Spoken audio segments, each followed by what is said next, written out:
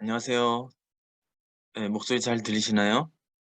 네, 안녕하십니까. 아, 예, 네. 잘 들립니다. 네, 안녕하세요. 자, 저희 목소리 잘 들리시는 것 같으니까요. 저희 한국지역개발학회 학술대회 저희 대학원생 세션 4세션이고 저는 그 좌장 맡게 된 노원대학교 부동산 금융보험융합학과 이재호 교수입니다. 네, 반갑습니다. 네, 반갑습니다. 네. 우리 정문수 부연구위원님, 지금 방금 인사 주셨는데요. 네, 반갑고요. 그다음에 이양래 연구원님 계시죠? 아, 예, 반갑습니다. 예.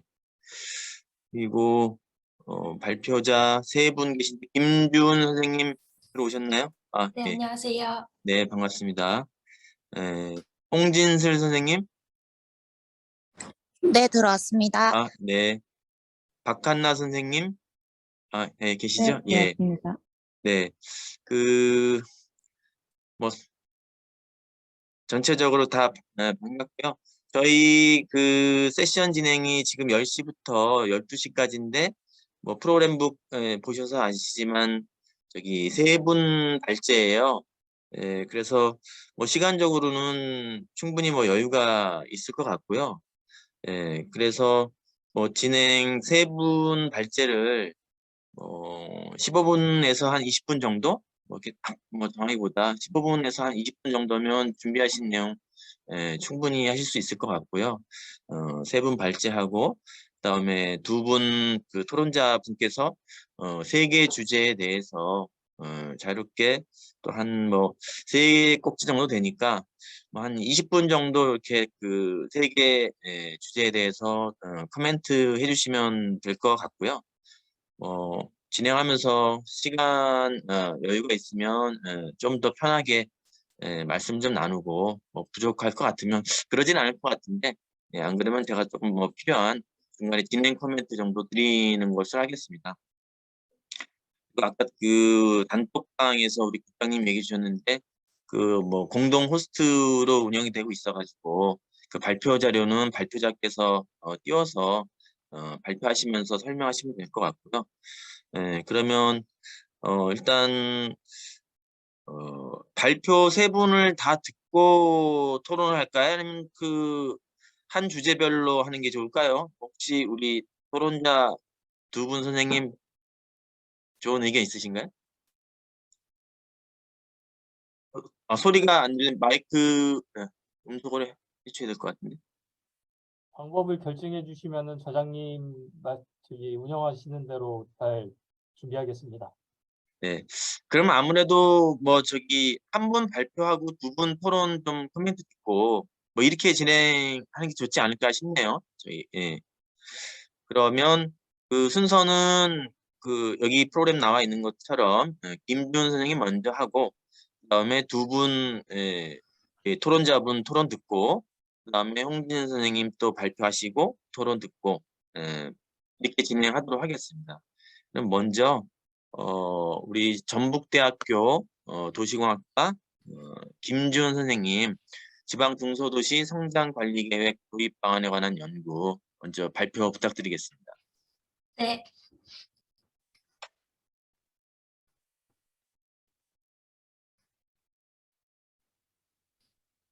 혹시 화면 잘 보이시나요? 네, 화면 보입니다. 네, 감사합니다. 발표 시작하도록 하겠습니다. 안녕하십니까. 저는 지방 중소도시 성장관리계획 도입 방안에 관한 연구 발표를 맡은 전북대학교 도시공학과 석사과정 김주은입니다. 지금부터 발표를 시작하도록 하겠습니다. 먼저 본 발표는 서론과 본론, 결론으로 나누어 다음과 같은 차례로 발표하도록 하겠습니다. 서론입니다. 첫 번째로 연구의 배경 및 목적입니다. 2003년 국토계획법 제정 이후에 도시지역에 하나여 적용되던 도시계획 수단을 비도시 지역까지 확대하여 적용 중에 있습니다.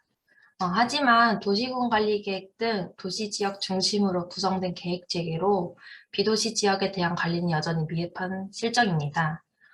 좌측 아래 그래프를 보시면 도시 지역으로 인구와 산업이 집중되는 반면에 비교적 지가가 저렴하고 입지가 용이한 계획관리 지역 중심으로 개발행위 허가가 집중되고 있습니다. 이러한 현상은 비도시 지역 내 공장이나 빌라, 계열 입지 시설 등이 증가하고 있으며 주거나 공장, 축사와 같은 이질적인 토지 이용의 혼재를 발생시키고 있어서 자연환경 및 경관 등이 훼손되고 거주민의 삶의 질을 훼손하고 있습니다. 이러한 비도시 지역의 문제를 해결하기 위해서 정부는 다양한 관리 제도를 도입해 왔습니다. 그중 대표적으로 지구 단위 계획, 준산업단지, 공장 입지 유도지구, 기반시설 부담구역 등이 있습니다. 하지만 각 제도의 운영 현황을 살펴보면 전국에 2015년 기준 기반시설 부담구역은 19개소, 준산업단지는 5개소, 공장 입지 유도지구는 2개소에 일부 지정되어 있을 뿐 실제 활용은 미미한 수준인 것으로 나타났습니다. 이러한 기존 제도들과 관련된 연구들을 살펴보면 아래 표와 같은 문제점들을 제기하고 있습니다. 대부분 지침이나 지원 근거 등이 부재로 실제 적용이 어렵거나 시행 이후에 나타나는 부작용 등으로 활성화되지 못하고 있는 것으로 나타났습니다.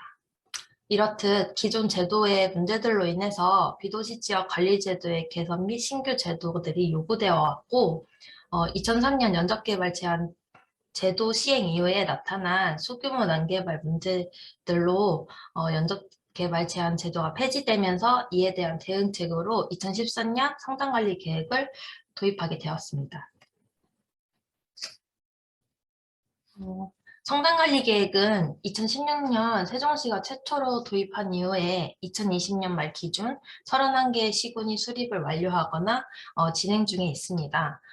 현재까지는 지자체의 선택사항으로 위임되어 있어서 전체 비도시 지역 면적에 비해서 지정 면적은 미미한 수준이나 개발행위 허가 제도의 보완책으로 최근 도입이 늘어나고 있으며 2021년 국토계획법 시행령 일부가 개정됨에 따라 지자체가 성장관리 계획을 수립한 경우에 한해서만 계획관리 지역 내 공장 및 제조업소 입지가 허용되고 있습니다.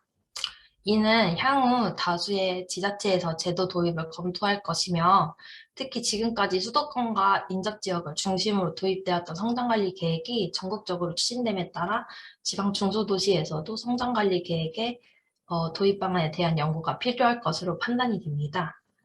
이에 본 연구는 성장관리 계획의 사례별 특징을 비교 분석하고 전문가 인터뷰를 통해 실무적 측면에서 성장관리 계획을 평가하여 실효성을 판단하고자 하였습니다. 또한 선행연구와 유사 사례, 전문가 인터뷰를 종합하여 성장관리 계획 요소를 도출하는 것으로 최종적으로 지방 중소도시의 성장관리 계획 도입을 위한 기본 방향을 도출하는 것이 본 연구의 목적이라고 할 수 있습니다. 다음 성장관리 계획의 개념을 살펴보면 비도시 지역 중에 개발 압력이 높고 난개발이 예상되는 지역에 계획적 개발 및 체계적 관리를 유도하기 위한 수단으로 2013년 국토계획법 개정을 통해 법적 근거를 마련하고 2014년에 시행 후 4차례의 개정이 이루어졌습니다. 녹지지역, 관리지역, 농민지역 및 자연환경보존지역 등을 대상으로 기반시설과 건축물, 환경관리, 경관계획 등의 내용을 다루고 있습니다. 기존 연구들을 통해서 기존 비도시 지역 관리제도와 성장관리 계획의 특징을 정리해 보았습니다. 경기연구원과 국토연구원의 연구에 따르면 성장관리 계획은 지구단위 계획과 유사한 성격을 가지고 있는 반면에 지구단위 계획에 비해 수립 절차와 계획 항목이 상대적으로 간소하여 계획 수립과 집행이 용이한 것으로 평가하고 있습니다. 또한 이상길 연구에 따르면 기반시설을 도시계획시설로 미리 결정하지 않고 여건에 따라 결정할 수 있어서 장기 미집행시설의 양산을 방지할 수 있고 개발행위 허가 시 도시계획위원회의 심의가 생략되므로 허가기간 및 비용 절감에 유리한 측면이 있습니다. 하지만 이와 같은 장점에도 불구하고 마상열과 이상길의 연구에 따르면 규제 내용을 위반하는 경우 법률적 구속력이 없어 사후관리에 문제가 있으며 지자체의 역량이나 가치관 등에 따라 성장관리 계획의 도입 여부 및 수립 내용이 지자체별로 좀 극명한 차이가 있는 것으로 나타났습니다. 그래서 이를 종합해보면 성장관리계획은 상대적으로 유연하고 미래지향적인 계획 수립이 가능한 반면에 제도의 실효성 향상을 위해서는 법적 구속력 문제, 계획의 일관성 확보 등의 개선 필요성이 되고 있습니다. 다음은 선행연구 검토와 연구의 필요성입니다. 선행연구는 2013년 성장관리계획이 법제화된 이후에 비도시 지역 토지 이용과 성장관리계획 제도 연구를 중심으로 검토했습니다. 이러한 선행연구는 공통적으로 구역 설정 방식이나 기반시설과 인센티브의 실효성 확보 방안들을 제시하고 있습니다. 하지만 초기 단계에 수립된 소득권 지역 사례만으로 대부분의 연구가 진행되었고 제도 시행 이후의 짧은 운영 기간으로 인해서 단기간의 성과만으로 실효성을 판단하고 있어서 실제적 효과에 대한 연구는 한계가 있습니다. 또한 대부분의 연구가 제도의 문제점을 분석하고 개선의 필요성만을 주장하는 데 그치고 있어서 구체적인 해결 방안을 제시하는 데 한계가 있습니다. 따라서 본 연구는 선행연구와 유사사례 계획 요소를 분석해서 지방도시 측면에서 도입 가능한 실효성 있는 계획 요소를 제시하고자 하였습니다. 본론입니다. 먼저 계획 사례 비교입니다. 사례 선정은 위에 세 가지 기준을 통해서 선정하였고 최종적으로 선정된 사례는 세종시, 광주시, 김해시, 홍성군 4개 지자체의 성장관리 계획 사례입니다. 각 지자체 홈페이지에 고시된 성장관리 계획 설명서와 수립 지침을 참고하여 세부 내용을 비교하였습니다. 각 사례별 내용을 살펴보면 전체적으로 계획 내용은 대동소이한 구성을 보이고 4m에서 6m 도로폭을 규정하고 있고 용도계획은 권장사항과 불허사항으로 세분화하고 있다는 점, 그다음에 전면공지 확보와 경사지 개발, 녹지공간 확보는 공통적으로 규제하고 있는 부분이었습니다. 하지만 가장 큰 차이점은 수도권 여부와 구역 설정 방식에 있어서 포괄계획과 국소계획으로 구분할 수 있었고 포괄계획은 비도시 지역 전체를 대상으로 구역을 설정하고 있고 국소계획은 일부 지역을 소규모로 설정하고 있어서 규모 면에서 가장 현저한 차이를 보였습니다. 또 부분별로 살펴보면 포괄계획의 경우 집중관리구역 지역과 일반 관리지역으로 구분해서 집중관리구역은 좀 더 세분화하여 정교하게 관리하고 있는 반면에 국소계획은 비교적 단순하거나 단일 유형으로 적용하고 있습니다. 기반시설 계획의 경우 도로는 대부분 공통적인 사항으로 정하고 있었으나 도로 외 공원이나 상하수도 같은 기반시설은 포괄계획에서만 다루고 있는 것을 확인할 수 있었습니다. 또 환경관리계획은 성장관리계획 수립 지침상 환경영향 저감 대책을 권고하도록 되어 있지만 포괄계획에서만 의무사항으로 정하고 있습니다. 인센티브는 포괄계획의 경우 의무사항과 권장사항을 적절히 병행하여 제시하고 있는 반면에 국소계획은 대부분 의무사항으로 정하고 있는 것을 확인할 수 있었습니다. 또한 포괄계획의 경우 환경관리와 관련된 사항은 인센티브 항목으로 다루지 않고 있는 것이 특징으로 나타났습니다. 다음은 전문가 인터뷰입니다. 인터뷰는 2022년 10월 진행하였으며 도시군 관리계획 및 개발행위 허가, 성장관리 계획을 담당하는 세종시와 홍성군 지자체 관계자를 구성하여 진행하였습니다. 인터뷰 주제는 계획 성과 효과 측면과 계획 내용과 운영 측면으로 설정하여 1:1 질의응답을 통해 의견을 수렴하였습니다. 인터뷰 결과 주요 내용을 살펴보면 먼저 계획 성과와 효과 측면에서 성장관리 계획의 효과와 관련된 질문들에 대해서는 정성적으로 설정된 개발행위와 기준에 대해서 구체적인 설정이 가능하다는 점이 효과가 있었다는 것과 일부 난개발 문제에 효과가 있어 지속적인 제도 도입이 필요하다고 평가하고 있습니다. 또한 구역 설정 방식은 비도시 지역의 일부를 한정하여 지정하는 것보다는 전체로 설정하는 것이 효과적이라고 평가하고 있습니다. 또한 인센티브의 유인 효과에 대해서는 비도시 지역 내 개발 행위가 대부분 인센티브로 제공하는 건폐율 용적률 상한선까지 개발하는 경우가 많지 않아서 인센티브를 통한 유인 효과는 좀 미흡한 것으로 답했습니다. 다음으로 계획 내용과 운영 측면에서는 중요 기반 시설로 난개발 방지 측면에서 도로 확보가 가장 중요하다고 답했으며 기반 시설은 개발자가 부담하도록 해서 개연을 확보하는 것이 중요하다고 응답하였습니다.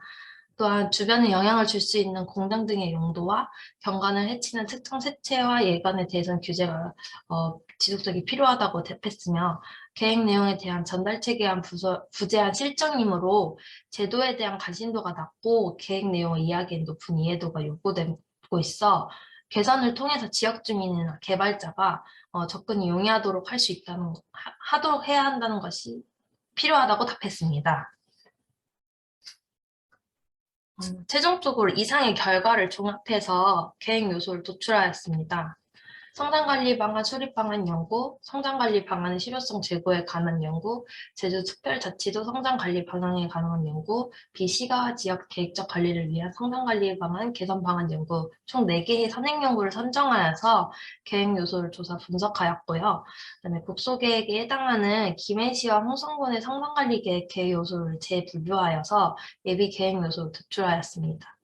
예비 계획 요소를 비교하여서 채택 횟수가 50% 이상일 경우에 검토하였고 인터뷰 결과를 토대로 향후 실효성 증진을 위해 필요할 것으로 판단되는 계획 요소를 추가하였습니다. 최종적으로 구역 설정, 기반 시설 계획, 건축물 계획, 환경 및 경관 계획, 운영 계획 총 5개 부분에 구역 설정은 2개, 기반 시설은 2개, 건축물 계획 총 6개, 환경 및 건강 계획 3개, 운영 계획 3개로 총 16개의 계획 요소를 선정하였습니다.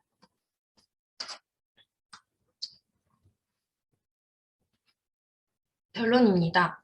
성장관리 계획은 기존 제도와 비교하였을 때 비교적 유연하고 미래지향적인 계획 수립이 가능하며 전문가 인터뷰 결과 일부 난개발 문제 해소에 있어서 효과가 있어 지속적인 제도 도입을 주장하는 것으로 볼 때 계획적 개발에 있어 실효성이 있을 것으로 예상되고 이에 따른 실증 분석이 필요할 것으로 판단됩니다.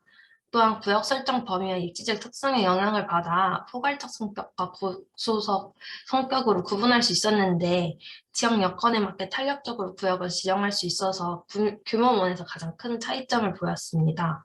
이에 김해시와 홍성군의 사례를 비추어 볼 때 지방 중소도시의 경우 국소적인 성격의 계획이 수립될 것으로 판단됩니다.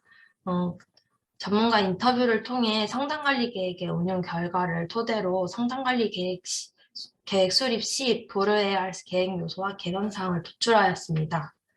난개발 방지를 위해서는 기반시설 계획이 중요하고 특히 도로가 최우선적으로 고려돼야 된다는 점과 인센티브 유인 효과를 확대할 수 있는 방안과 주민 전달 책임의 홍보 방안 등이 추가적으로 제시될 필요성을 확인하였습니다. 이러한 결과를 종합하여 총 5개의 부문에 16개의 계획 요소를 도출하였습니다.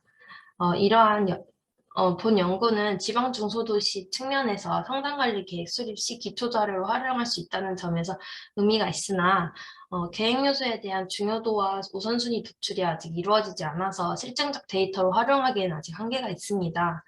그래서 향후 후속 연구를 통해서 도출된 계획 요소를 제어 요소로 적용하기 위해 계획 요소별 중요도와 적용 형태에 대한 전문가 설문조사를 시행할 예정이며 중요도와 적용 형태를 바탕으로 주요 계획 요소들의 실제 적용 가능한 전략 연구를 모색하여 연구의 질을 향상하도록 하겠습니다. 이상으로 발표를 마치겠습니다. 감사합니다. 네, 수고하셨습니다. 예, 발표를 아주 차분히 잘 해주시고 시간도 크게 무리 없이 해주신 것 같아요. 목소리 들리시죠? 예. 자, 그럼 그 토론을 진행해야 되는데요. 사실 제가 아까 그 토론자분 두 분을 소개를 못 시켜드렸는데, 사실 저도 오늘 처음 뵙게 돼서 오늘 토론은 한국농촌경제연구원 정문수 부연구위원님하고 광양만권 경제자유구역청 이항래 전문연구원께서 해주시겠고요. 그럼 먼저 한국농촌경제연구원 정문수 부연구위원님께서 간단하게 본인 소개와 그다음에 방금 전 우리 김지훈 선생님 발표 내용에 대해서 코멘트 부탁드리겠습니다. 예, 안녕하세요. 저는 한국농촌경제연구원 중에서도 이제 삶의 질 정책연구센터에 있는 정문수라고 합니다. 제가 주로 연구하는 분야는 농촌을 비롯한 지역 계획학 쪽과 관련된 연구들을 하고 있고, 지역에서 이제 공간을 어떻게 좀 체계적으로 잘 관리하고 계획할 것인가 이런 부분들에 더해서 그 농촌 삶의 질 정책이라고 이제 농촌 주민들의 삶의 질을 향상할 수 있는 그 중앙부처 사업에 대한 어떤 정책 성과 평가라든지 관리 뭐 혹은 개선 방안 이런 쪽에 대한 연구들도 변화하고 있습니다. 그 세 가지 주제 모두 제가 이제 깊이 관심을 가지고 있는 분야에서 이제 좀 이제 이제 연구자로서 좀 이렇게 여러 가지 경력을 시작할 때 있어서 좀 중요한 문제의식이라든지 좀 고민을 담고 있는 논문이라고 생각이 들어서 참 반가웠습니다. 좀 이제 지금 했던 고민들을 근거로 해서 향후에 지금에 있어서 그 공간에 있어 우리나라 공간에 있어서의 제도적인 여건이라든지 상황, 주민들에 있어서의 어떤 향후 미래 비전들을 잘 반영을 해가지고 올바른 계획이 수립될 수 있도록 이제 좀 고민할 수 있는 연구자로서 성장하기를 바랍니다. 우선 첫 번째 발표해 주신 김주은 선생님의 그 발표 논문에 대해서 간략하게 말씀을 드리겠습니다. 특히 이제 지방 도시에서의 그 주변부에서의 그 현재 뭐 난개발이라든지 아니면은 그 기피 시설이 이제 그 주변부 농촌 지역으로 입지되는 현실이 좀 문제라고 하는 부분에 대해서는 이건 다들 인식하고 있고 이 지역에 대해서 어떻게 체계적으로 계획 개발을 할 것인가에 대한 그런 고민에 의해서 성장관리 방안, 성장관리 계획이 나왔다는 부분에 대해서 다들 아실 거라고 생각을 합니다.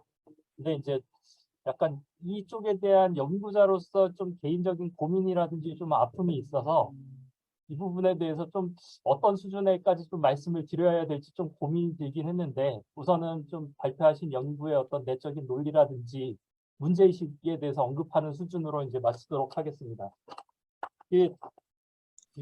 우선은 그 성장관리계획이라고 하는 게 도입 과정과 지금 현재 그 만들어진 결과물에 대해서 이제 정부 차원에서도 말도 많았고 지금 현재 운영되는 방식에 대해서도 애초 취지를 제대로 반영하고 있지 못하다고 비판을 많이 받고 있는 그 어떤 계획 수단 혹은 뭐 내용이라고 저는 생각을 합니다. 그런데 이제 일반적으로 지방 중소도시에서 지금 현재 벌어지고 있는 상황에 대해서 그러니까 예를 들어서 지금 우리나라가 이제 근대화 이후에 있어서의 그 도시 성장기는 지났다는 그런 좀 고민들을 우리가 이제 계획가들이 함께 좀 고민을 해야 되지 않나라는 생각이 들고 뭐 예를 들어서 도시 쇠퇴라든지 아니면은 그 어떤 도시 축소 혹은 역도시화 같은 현상들이 그 지방 도시에서도 나타나고 어떤 지방에 있어서의 원도심을 어떻게 좀 제대로 재생할 것인가에 대한 문제의식과 그 다음에 이제 주변부 지역 그럼에도 불구하고 주변부 지역으로 이제 뻗어 나가는 난개발 문제를 어떻게 좀 이제 제대로 이제 규제하거나 관리할 것인가 이런 부분에 대해서 계획까지 다들 문제의식과 어려움을 가지고 계신데요. 좀 이런 측면에서 이제 성장관리 계획이라고 하는 그 정책의 실효성이라든지 앞으로 좀 개선 방안에 대해서 우리가 생각을 하려면 뭐 지금 김준우 선생님께서도 말씀하셨듯이 성장관리 계획이라는 건 다시 다르게 얘기하면은 그 도시 지역이 아닌 그 비도시 지역에서의 특히 이제 계획관리 지역이라든지 주변부에 있어서 그 사람들이 이용하기 쉬운 토지의 그 무분별하게 그 도시 기능들이 특히 이제 기피 시설 위주로 들어오는 현상들을 그나마 어떤 좀 이거를 좀 체계적으로 묶어내고 관리를 해가지고 이게 뭐 하나의 이제 개발 구역으로서 좀 하려고 하는 약간 소규모 개발 전략, 개발 수단 이런 식으로 좀 나온 거기 때문에 지금 지방 중소도시에서의 이런 이제 그 계획관리 수단들을 활용하는 데 있어서 지역의 여건들이라든지 상황에 따라서 이걸 어떻게 반영할 것인가에 대해서는 좀 더 면밀하게 검토가 필요해야 된다고 생각이 듭니다. 그래서 우선은 지금 김지훈 선생님께서 말씀하셨던 그 결과에 대해서 이제 논문을 통해서 논리적으로 도출했던 결과에 대해서는 우선은 계획 요소를 도출하는 것이 이 연구의 결론으로 제시가 됐는데 우선은 뭐 연구 내적에 있을 때 논리적인 과정보다도 실은 아까 제가 말씀드렸던 것처럼 지금 쇠퇴하거나 혹은 여러 가지 뭐 지방 소멸 위기를 겪고 있는 지방 중소도시에서의 성장 관리 계획이라고 하는 것이 수도권에서 아직까지 좀 경쟁력이 있고 주변부에 대해서 좀 개발 압력이 커지는 수도권 주변부에 있어서의 성장 관리 계획과는 그 접근 방식이라든지 이제 그러니까 채택해야 될 정책 수단, 계획 수단에 대해서는 그 계획관리 요소라고 해서 5가지 이제 항목 그 부문에 있어서 16가지 항목을 제시해 주셨는데 이거 외에 어떤 다른 수단들을 우리가 종합적으로 고려해 봐야 되지 않겠는가 이런 생각이 들긴 하더라고요.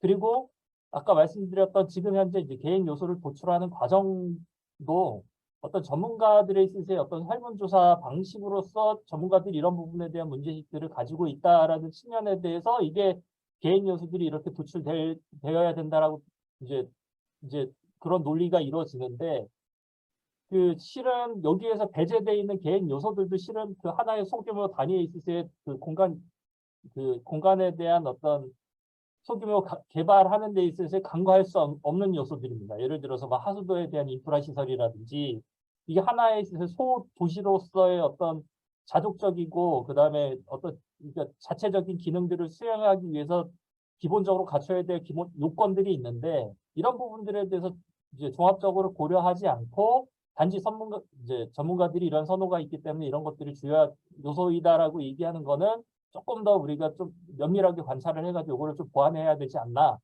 그런 생각이 좀 들고요. 그리고 한 가지 이제 제가 이제 주로 이제 농촌 쪽에 있어서의 그 공간 계획을 담당하는 연구자이다 보니 그 성장 관리라고 하는 것이 단순하게 어떤 그 도시 주변부에 있어서의 물리적인 확장, 경계부의 확장을 가지고 우리가 성장 관리라고 불러야 되는 건가? 지금 있어서의 성장 관리라고 하는 것은 어떤 도시에 있어서의 중심부 기능, 도심 기능들을 어떻게 스마트하게 관리를 하고 혹은 그 전체적으로 그 도시에 있어서 하나의 바운더리, 도시권이라고 부를 수도 있고 도시와 주변부에 있는 농촌 지역 간에 있어서 하나의 네트워크라고 부를 수도 있는데 이러한 식의 구조들이 인구가 축소하거나 혹은 경제적으로 이게 좀 저하되는 위기에 처해 있는 지방 도시에서 이러한 기능들을 어떻게 효율적으로 재조직할 것인가. 그 뒤에 그 뭐 압축 도시라든지 이런 부분에 대해서 문제의식을 가지고 계신 연구자분들도 계신데 그런 측면에 대해서 지금 현재 벌어지고 있는 성장 관리라고 하는 그러한 관점, 전략들을 좀 다시 한번 재검토해야 되지 않나 이런 생각이 들면서 마치겠습니다. 네, 감사합니다. 우리 정문수 부연구원님께서 평소 이쪽 분야에 뭐 그 관심과 또 연구를 많이 해주셔가지고 사실 뭐 큰 틀의 이 주제 이슈에 대해서도 아주 깊이 있게 좀 말씀을 해주셨던 것 같습니다. 그 지방 중소도시 지금 대상이 되는 지역이 사실 뭐 전체적으로 보면 성장 만이 아니라 도시 쇠퇴라든가 역도시화라든가 원도심 쇠퇴 문제가 뭐 굉장히 많이 발생하고 있는 와중에 기존 국토계획법상의 지금 그 주변 도시부의 비도시 지역의 성장 관리 내지는 전략 이에 대한 큰 틀에서부터의 좀 고민, 대설정 뭐 이런 이슈도 좀 말씀을 해주셨고요. 또 그 발표 내용, 그 발표 주제의 전개에 있어서 계획 요소 도출 과정에 있어서 조금 그 수도권과 차별화될 수 있는 중소도시 그 계획 요소, 좀 차별화 요소를 어떻게 또 좀 구체화할 것이냐에 대한 좀 필요성과 또 그 대안을 도출하는 과정에서 전문가 조사 방식 뭐 필요는 하지만 계획에 있어서의 어떤 기본적인 거나 좀 필수적인 요소가 뭐 그런 전문가 설문 방식에서 좀 뭐 누락될 수도 있으니까 그런 것까지 좀 같이 감안해서 계획 요소 대안 도출이 좀 필요하지 않나 의견을 주셨던 것 같습니다. 다음으로 이학래 전문 연구원님께서 또 토론 부탁드리겠습니다. 간단한 자기소개와 함께 좀 토론해 주시면 좋을 것 같습니다.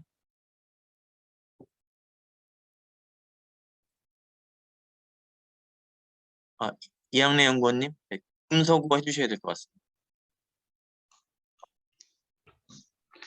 네, 안녕하십니까. 저는 광역만권 경제자유구역청의 이학래라고 합니다. 경제자유구역청을 잘 모르시는 분들도 있을 텐데요. 경제자유구역청 외국인 그 자본 투자를 유치하기 위해서 만들어진 곳이고요. 전국에 지금 한 9개 정도 있습니다. 재작년에는 강주하고 울산이 새로 또 편입이 돼서 이제 하고 있고요. 제가 이제 경제자구에서 맡고 있는 업무는 관광 레저나 유통시설을 유치하는 업무를 맡고 있습니다. 어, 제가 대학원을 졸업한 지가 꽤 됐는데 이렇게 또 대학원생들 논문을 보니까 좀 대학원으로 다시 돌아가는 기분도 들고 좀 새롭긴 하네요. 제가 또 도시계획 좀 전공을 하긴 했지만 앞에서 또 저기 정문수 연구님께서 또 설명을 잘 해주셨기 때문에 전 좀 간단하게 코멘트를 하도록 하겠습니다. 제가 관계하는 성장관리계획은 이제 국토교통부가 난개발을 방지하기 위해서 계획적으로 개발을 유도하기 위해서 수립한 제도로 이제 저는 알고 있는데요. 제가 이제 논문을 읽다 보니까 여기 성장관리계획 요소를 이제 선정한 데 있어서 구역 설정이나 기반 시설 계획 5개 부분에 그다음에 범위나 도로 주차장 16개 항목을 선정을 하였는데요. 상대적으로 환경 및 경관계획 요소 선정이 7개 중에서 이제 3개 항목으로 이제 선정되어 있더라고요. 근데 이게 성장관리계획 수립계획의 환경계획을 보면은 환경오염 피해 예상계획을 수립하거나 환경영향 저감대책 공고 등이 표시되어 있는데 세종시나 강주시는 이제 의무적으로 되어 있지만 김해시나 홍성군은 없는 걸로 나와 있습니다. 아무래도 이건 이제 지역별로 특성이 다르기 때문일 것이라고 저는 보고 있는데요. 세종시나 강주시가 이제 두 도시에 비해서 이제 도시화나 산업단지가 조성되어 있고 환경에 좀 영향 있는 공장 시설들이 입지하고 있어서 그럴 수 있다고 봅니다. 앞으로 주민들이 환경에 관심이 많아지고 있다는 점에서 환경 및 경관 계획에 관한 요소들에 대한 고려가 좀 더 필요할 것으로 보이고요. 본 논문의 결론에서 밝혔듯이 계획 요소에 대한 중요도나 우선순위 도출이 이루어져 실증적인 데이터로 활용된다면 좋은 연구가 될 것으로 생각됩니다. 이상입니다. 네, 우리 이학래 또 연구원님께서 간략하게 하지만 핵심적인 건 말씀 주셨고요. 그 사례를 통해서 계획 요소를 분석을 했는데 좀 그 사례 도시 그 계획 요소의 좀 뭐 유형들 그 차이에 대해서 좀 언급을 해주셨고요. 연구자께서는 그거를 조금 더 깊이 있게 밀도 있게 하시면서 최근에 어떤 지역에서의 주민들의 좀 관심 요소, 환경 같은 걸 좀 말씀해 주셨는데 그런 것들을 좀 더 고려하고 그래서 나중에 뭐 계획 요소나 뭐 가이드라인이나 뭐 그런 부분에 있어서는 연구자께서도 아까 이제 발표와 말미에 말씀해 줬지만 중요도라든가 뭐 우선순위 부분들을 좀 뽑아낸다면 정책이나 계획 수립에 있어서 향후에 좀 더 이 연구 결과가 더 의미 있게 많은 기여를 할 수 있을 것 같습니다. 저도 뭐 간단하게 좀 의견을 드린다면 뭐 저는 뭐 도시계획, 도시공학 전공이긴 하지만 조금 민간 사이드, 뭐 토지 이용, 부동산 개발, 공공개발 쪽 분야를 좀 많이 하다가 최근에는 이제 개발 환경이 어려우니까 우리 지금 이 세션과 관련해서는 도시재생 분야, 그 쇠퇴에 대응한 개발형 재생일 수도 있고 또 근린 지역에서는 뭐 그 주민 공동체 기반의 재생일 수도 있는데 그런 연구나 정책 그 활동들을 좀 많이 하고 있고요.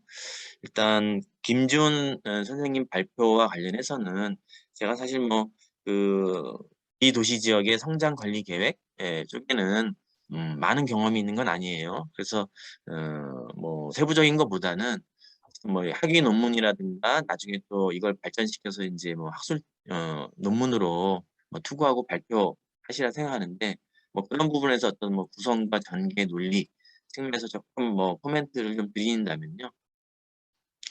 이 장이 이제 그 현재 이론 고찰이 되어 있는데 발표 설명과 또 내용에 조금 있긴 한데요. 뭐 그럼에도 불구하고 제가 성장 관리 계획에 대해서 아주 깊이 있게 이해가 있지 않은 상황에서 봤을 때는 그 2-12에서 좀 우리 성장 관리 계획, 제도 현황을 조금 충분하게 담아주시면 좋지 않을까 생각을 했고요. 뭐 그런 부분에서 제가 조금 국토계획법 확인해 보니까 최근에 2021년에 또 제도 개정하면서 신설이 됐더라고요. 3절에. 그래서 성장 관리 계획 구역은 누가 지정하는지, 지정권자라든가 지정의 기준, 뭐 여건이 필요한 게 있고, 뭐 지역별 요건이 있겠죠. 또 지정의 절차도 있을 거고. 그다음에 법에도 보면 그 계획에 포함될 내용이 다뤄지고 있는데, 그런 것이라든가 이 계획에 담겼을 때 이게 그 인센티브, 건폐율, 용적률 뭐 이런 게 이제 뭐 중요한 내용들이죠. 그리고 성장 관리 계획 구역에서는 어떻게 개발 행위를 할 수 있는지 뭐 이런 그 제도 현황을 좀 기본적으로 조금은 충실히 좀 담아주시고, 그러면서 이제 그 본문에서 그 213의 기존 제도하고 좀 비교를 해주셨는데, 그 다음에 이제 선행 연구가 있고, 선행 연구가 뒤에 나오는데 기존 제도와 비교 측면에서 조금 그 비교 분석의 성격이 좀 가지고 있더라고요. 그래서 그거를 선행 연구 고찰하고 좀 통합을 해서 선행 연구는 어떻게 되어 있고, 선행 연구에서는 기존의 어떤 뭐 비판적인 평가가 어떻게 되어 있는지 고찰해 주시면 좀 더 자연스럽지 않을까 뭐 싶었고요. 그다음에 사례 지역 3장인데, 사례 지역의 선정의 논리가 우리 뭐 어쨌든 사례를 대상으로 할 땐 또 이 학술 연구에서는 좀 논리적으로 중요한데, 제가 잘 모르는 입장에서는 사례 지역 면적 기준을 600제곱킬로미터 했는데 그 부분에 대한 적용 이유나 근거가 뭔지는 잘 모르겠더라고요. 제가 뭐 놓쳤는지 모르겠는데 뭐 그런 부분이라든가, 그다음에 이제 앞서 또 두 분은 말씀 주셨는데, 사장이 이제 전문가 인터뷰인데 일단 사례 연구를 하고 그러면서 또 전문가 인터뷰를 했는데 3장과 4장 이 사례 연구와 전문가 인터뷰 사이에 조금 유기적인 연계성이 좀 필요할 것 같아요. 그래서 뭐 계획 수립 사례 연구를 했는데 뭐 사례를 통해서 도출되는 뭐 이슈, 문제 뭐 이런 것들을 좀 대안 도출하기 위한 심화 연구 과정에서 뭔가 이런 전문가 인터뷰 같은 게 좀 뭐 필요하다는 논리 같은 게 좀 담길 필요가 있을 것 같고, 사실 좀 이제 제목에 전문가라고 표현이 돼 있지만 일단은 뭐 실제적으로는 이제 그런 그 실무 공무원들 인터뷰를 하신 것 같아요.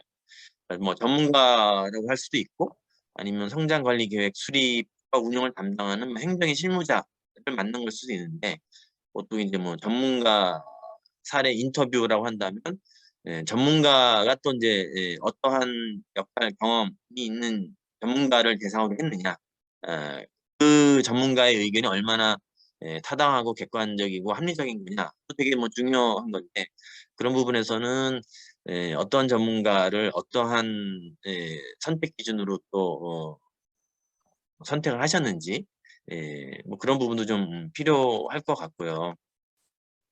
그다음에 인터뷰 내용과 결과가 조금은 뭐 이렇게 병렬적으로 제시되고 있는 것 같은데, 뭐 이슈를 뭐 개선 방안, 대안, 그것을 뭐 끌어나는 관점으로, 그래서 앞으로 아마 계속 뭐 중요도와 우선순위에 대해서 봐야 될 것 같은데, 뭐 그런 부분들과 함께 조금 그 인터뷰 결과를 논의하시면 좋지 않을까 싶습니다.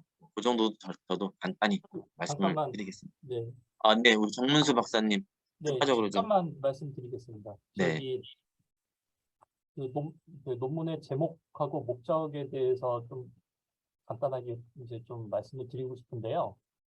지금 현재 그 제목의 논문이 논문의 제목이 죄송합니다. 논문의 제목이 실제로 그 연구에서 담고 있는 내용하고 맞지가 않습니다.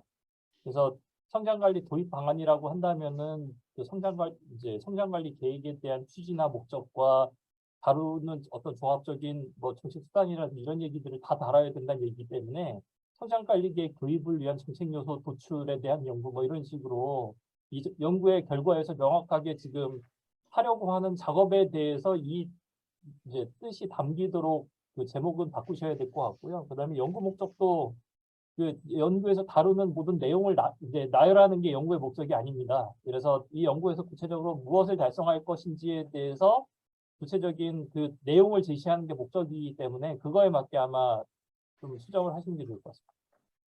네, 네, 아주 뭐 또 좋은 말씀 주셨습니다. 사실 저 좀 궁금했었거든요. 그 예전에는 성장 관리 방안이다가 아까 말씀드린 것처럼 저기 제도를 찾아보면 성장 관리 계획 제도는 이미 되어 있는데 이제 제목도 그렇게 돼 있어서 우리 정문수 박사님께서 그 부분을 다시 한번 명확히 짚어주신 것 같습니다. 예, 우리 김지훈 선생님께서는 그런 부분 잘 참고해 주시면 될 것 같고요. 자, 이렇게 네, 그 감사합니다. 네, 예, 뭐 특별히 뭐 김지훈 선생님 시간도 안 돼도 되죠? 네, 네, 저기 감사합니다. 예, 앞으로 연구하시는데 계속 도움이 됐으면 하고요. 그럼 첫 번째 주제 발표 마무리하겠고요. 그러면 두 번째 주제 우리 그 홍진술 선생님 압축도시 관점에서의 OECD 대도시권 공간구조 분석 내용으로 한 15분 정도 발표 부탁드리도록 하겠습니다.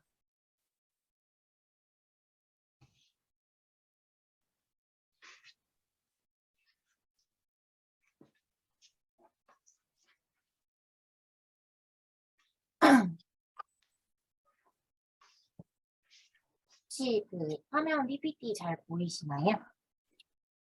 네, 잘 보입니다. 네. 그러면 발표 시작하도록 하겠습니다. 제 주제는 압축도시 관점에서의 OECD 대도시권 공간구조 분석입니다. 먼저 목차는 다음과 같습니다. 첫 번째로 서론입니다. 본 연구의 배경은 도시 공간이 거대한 규모로 확대되면서 도시의 교외 지역에 새로운 도시 공간이 개발되고 이에 따라 인구는 도시 중심부에서 도시 외곽으로 이동하여 도심부의 인구 밀도가 크게 감소하는 도시 쇠퇴 현상이 발생되었습니다. 이러한 공동화 현상을 방지하기 위해서 도시계획 방안으로 지속 가능한 도시를 지향하는 컴팩트시티가 주목되었습니다. 세계 각국에서는 이러한 컴팩트시티와 관련된 연구 및 정책이 끊임없이 진행되고 있으나 컴팩트시티의 수치적 기준선이 명시되지 않아 오로지 컴팩트시티 개념적 이론에 초점을 맞추어 다소 혼란스럽게 사용되고 있다고 합니다. 따라서 본 연구의 목적은 컴팩트시티 관점에서 대도시권의 컴팩트함의 정도를 분석하는 것을 목적으로 하고 이와 같은 연구 목적을 달성하기 위하여 경제협력개발기구 OECD 대도시권을 대상으로 하여 컴팩트함의 수준을 확인하고자 합니다.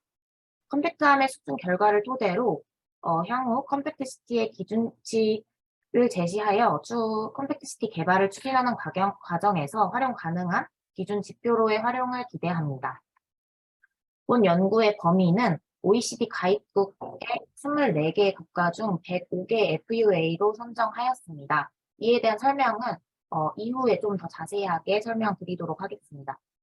본 연구의 방법은 문헌연구 고찰을 통해 컴팩트시티 이론을 나타내는 특성과 속성을 대변할 수 있는 인구분포 관련 변수를 도출하였고 변수는 컴팩트시티의 도시공간 구조적 컴팩트시티의 컴팩트함의 정도를 확인할 수 있는 특성을 가집니다. 설정한 변수를 활용하여서 대도시권별로 컴팩트함의 정도를 비교 분석합니다. 다음은 이론적 고찰입니다. 먼저 컴팩트시티에 관련된 연구의 검토를 진행하였습니다. 현재까지의 컴팩트시티와 관련된 연구에서 제시한 컴팩트시티의 정의를 살펴보면 흐름은 대부분 비슷하지만 일정 수치를 기준으로 컴팩트함의 수준을 제한한 연구는 미흡하다는 것을 알 수 있었습니다. 컴팩트시티 평가 관련 연구 검토를 진행하였습니다.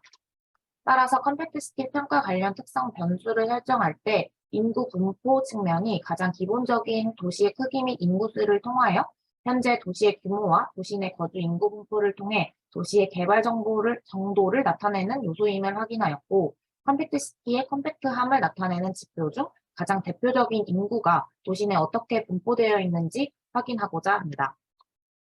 본 연구의 차별성은 객관적인 지표로 활용되는 컴팩트시티의 기준을 수치화된 정량적 지표로 공식화하기 위하여 세계 대도시권을 대상으로 컴팩트함의 정도를 분석하는 데 차별성이 있습니다.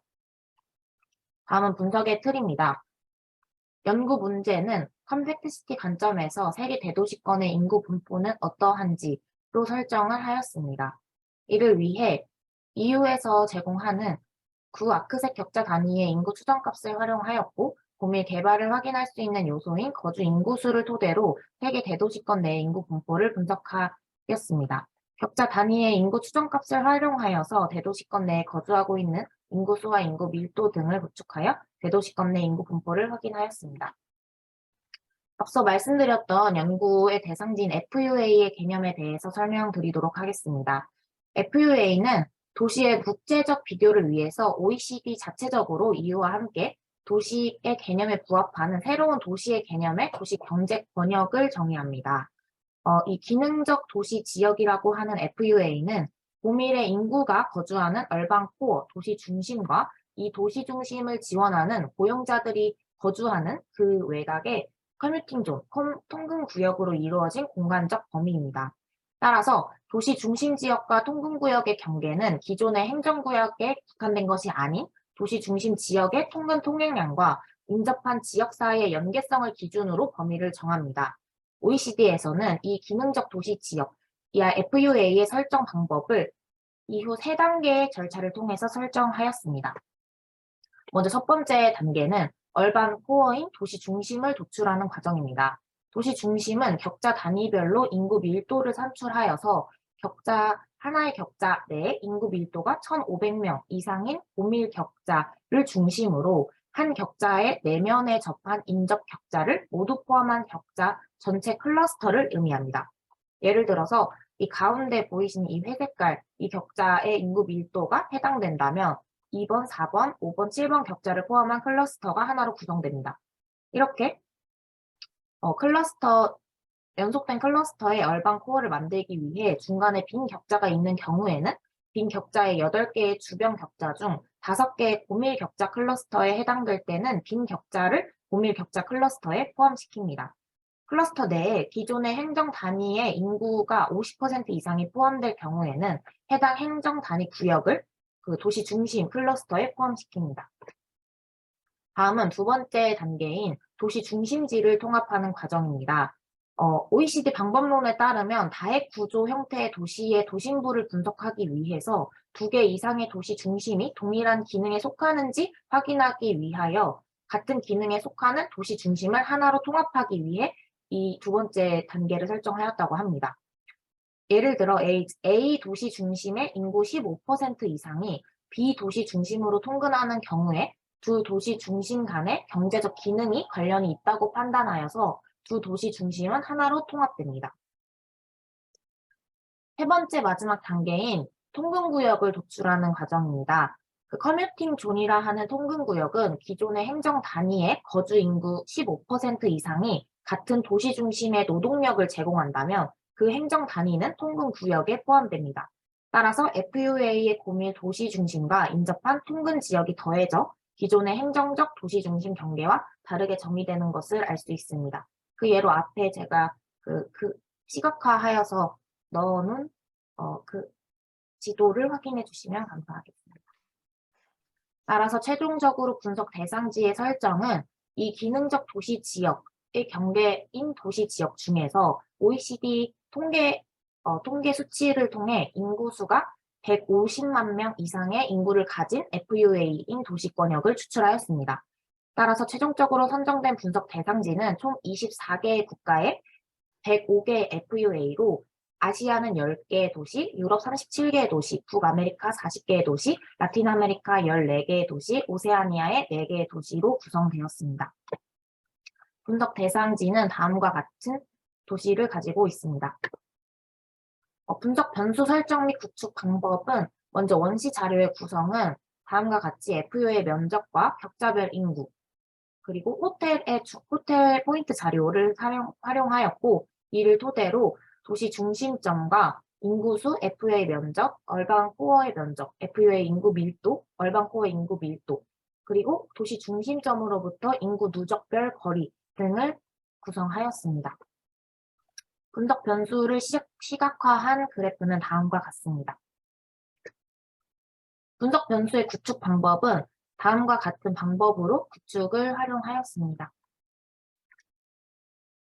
분석 결과입니다. 먼저 FUA 인구수 및 FUA 면적을 105개의 FUA로 확인하였을 때 결과는 인구수의 평균 수치는 105개 FUA는 456만 5,294명으로 나타났고 FUA 평균 수치는 105개 FUA는 1402제곱킬로미터로 확인하였습니다. 아시아에 포함된 도시만으로 집중하여서 보았을 때 아시아의 인구수 평균은 992만 2,371명으로 나타났고 FUA 면적 평균은 4,630제곱킬로미터로 나타났습니다. 유럽의 권역으로 확인하였을 때 유럽의 인구수 평균은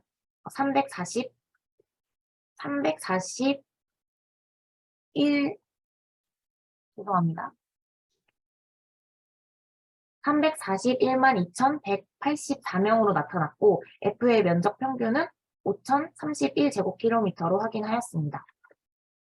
북아메리카의 분석 결과는 인구수 평균은 432만 5,971명, FUA 면적 평균은 18,894제곱킬로미터로 확인하였습니다. 라틴 아메리카는 인구수의 평균은 489,404명으로 나타났고 FUA 면적 평균은 4,244제곱킬로미터로 확인하였습니다. 마지막 오세아니아의 분석 결과는 인구수의 평균은 337만 7,070 다음과 같은 수치로 나타났습니다. 소개를 말씀드리자면 FUA 인구수 및 FUA 면적은 전 세계의 105개의 FUA를 대상으로 분석하였을 때 인구의 평균은 다음과 같이 나타났고 이러한 결과를 토대로 한국의 서울 FUA와 비교하였을 때 세계 대도시권의 인구 평균값에 대비하여서 서울은 약 5.2배 더 많은 인구가 거주하고 있으며 서울의 면적은 세계 대도시권의 면적 평균값에 대비하여서 약 0.64배 작은 것으로 확인하였습니다. 5대6을 분석한 결과는 다음과 같이 요약하여서 정리하였습니다. 두 번째 분석 방법인 얼반 코어 인구 밀도와 FUA 인구 밀도를 분석한 결과는 다음과 같이 나타났습니다. 분석 결과의 값은 먼저 FUA 얼반 코어의 인구 밀도 평균값은 1961로 나타났고 FUA 인구 밀도의 평균값은 825로 나타났습니다. 아시아를 중심으로 보았을 때 다음과 같은 연구 결과를 나타났습니다. 아시아의 인구 밀도 평균은 그 표 왼쪽에 보이시는 표 아래 하단에 기입을 해놨고 FUA 인구 밀도 평균은 다음과 같이 나타났습니다. 다음은 유럽의 분석 결과를 정리한 결과는 다음과 같이 인구 밀도 평균값과 FUA의 인구 밀도 평균값을 나타났습니다. 다음은 북아메리카만으로 보았을 때 나타난 인구 밀도 평균값을 정리하였습니다.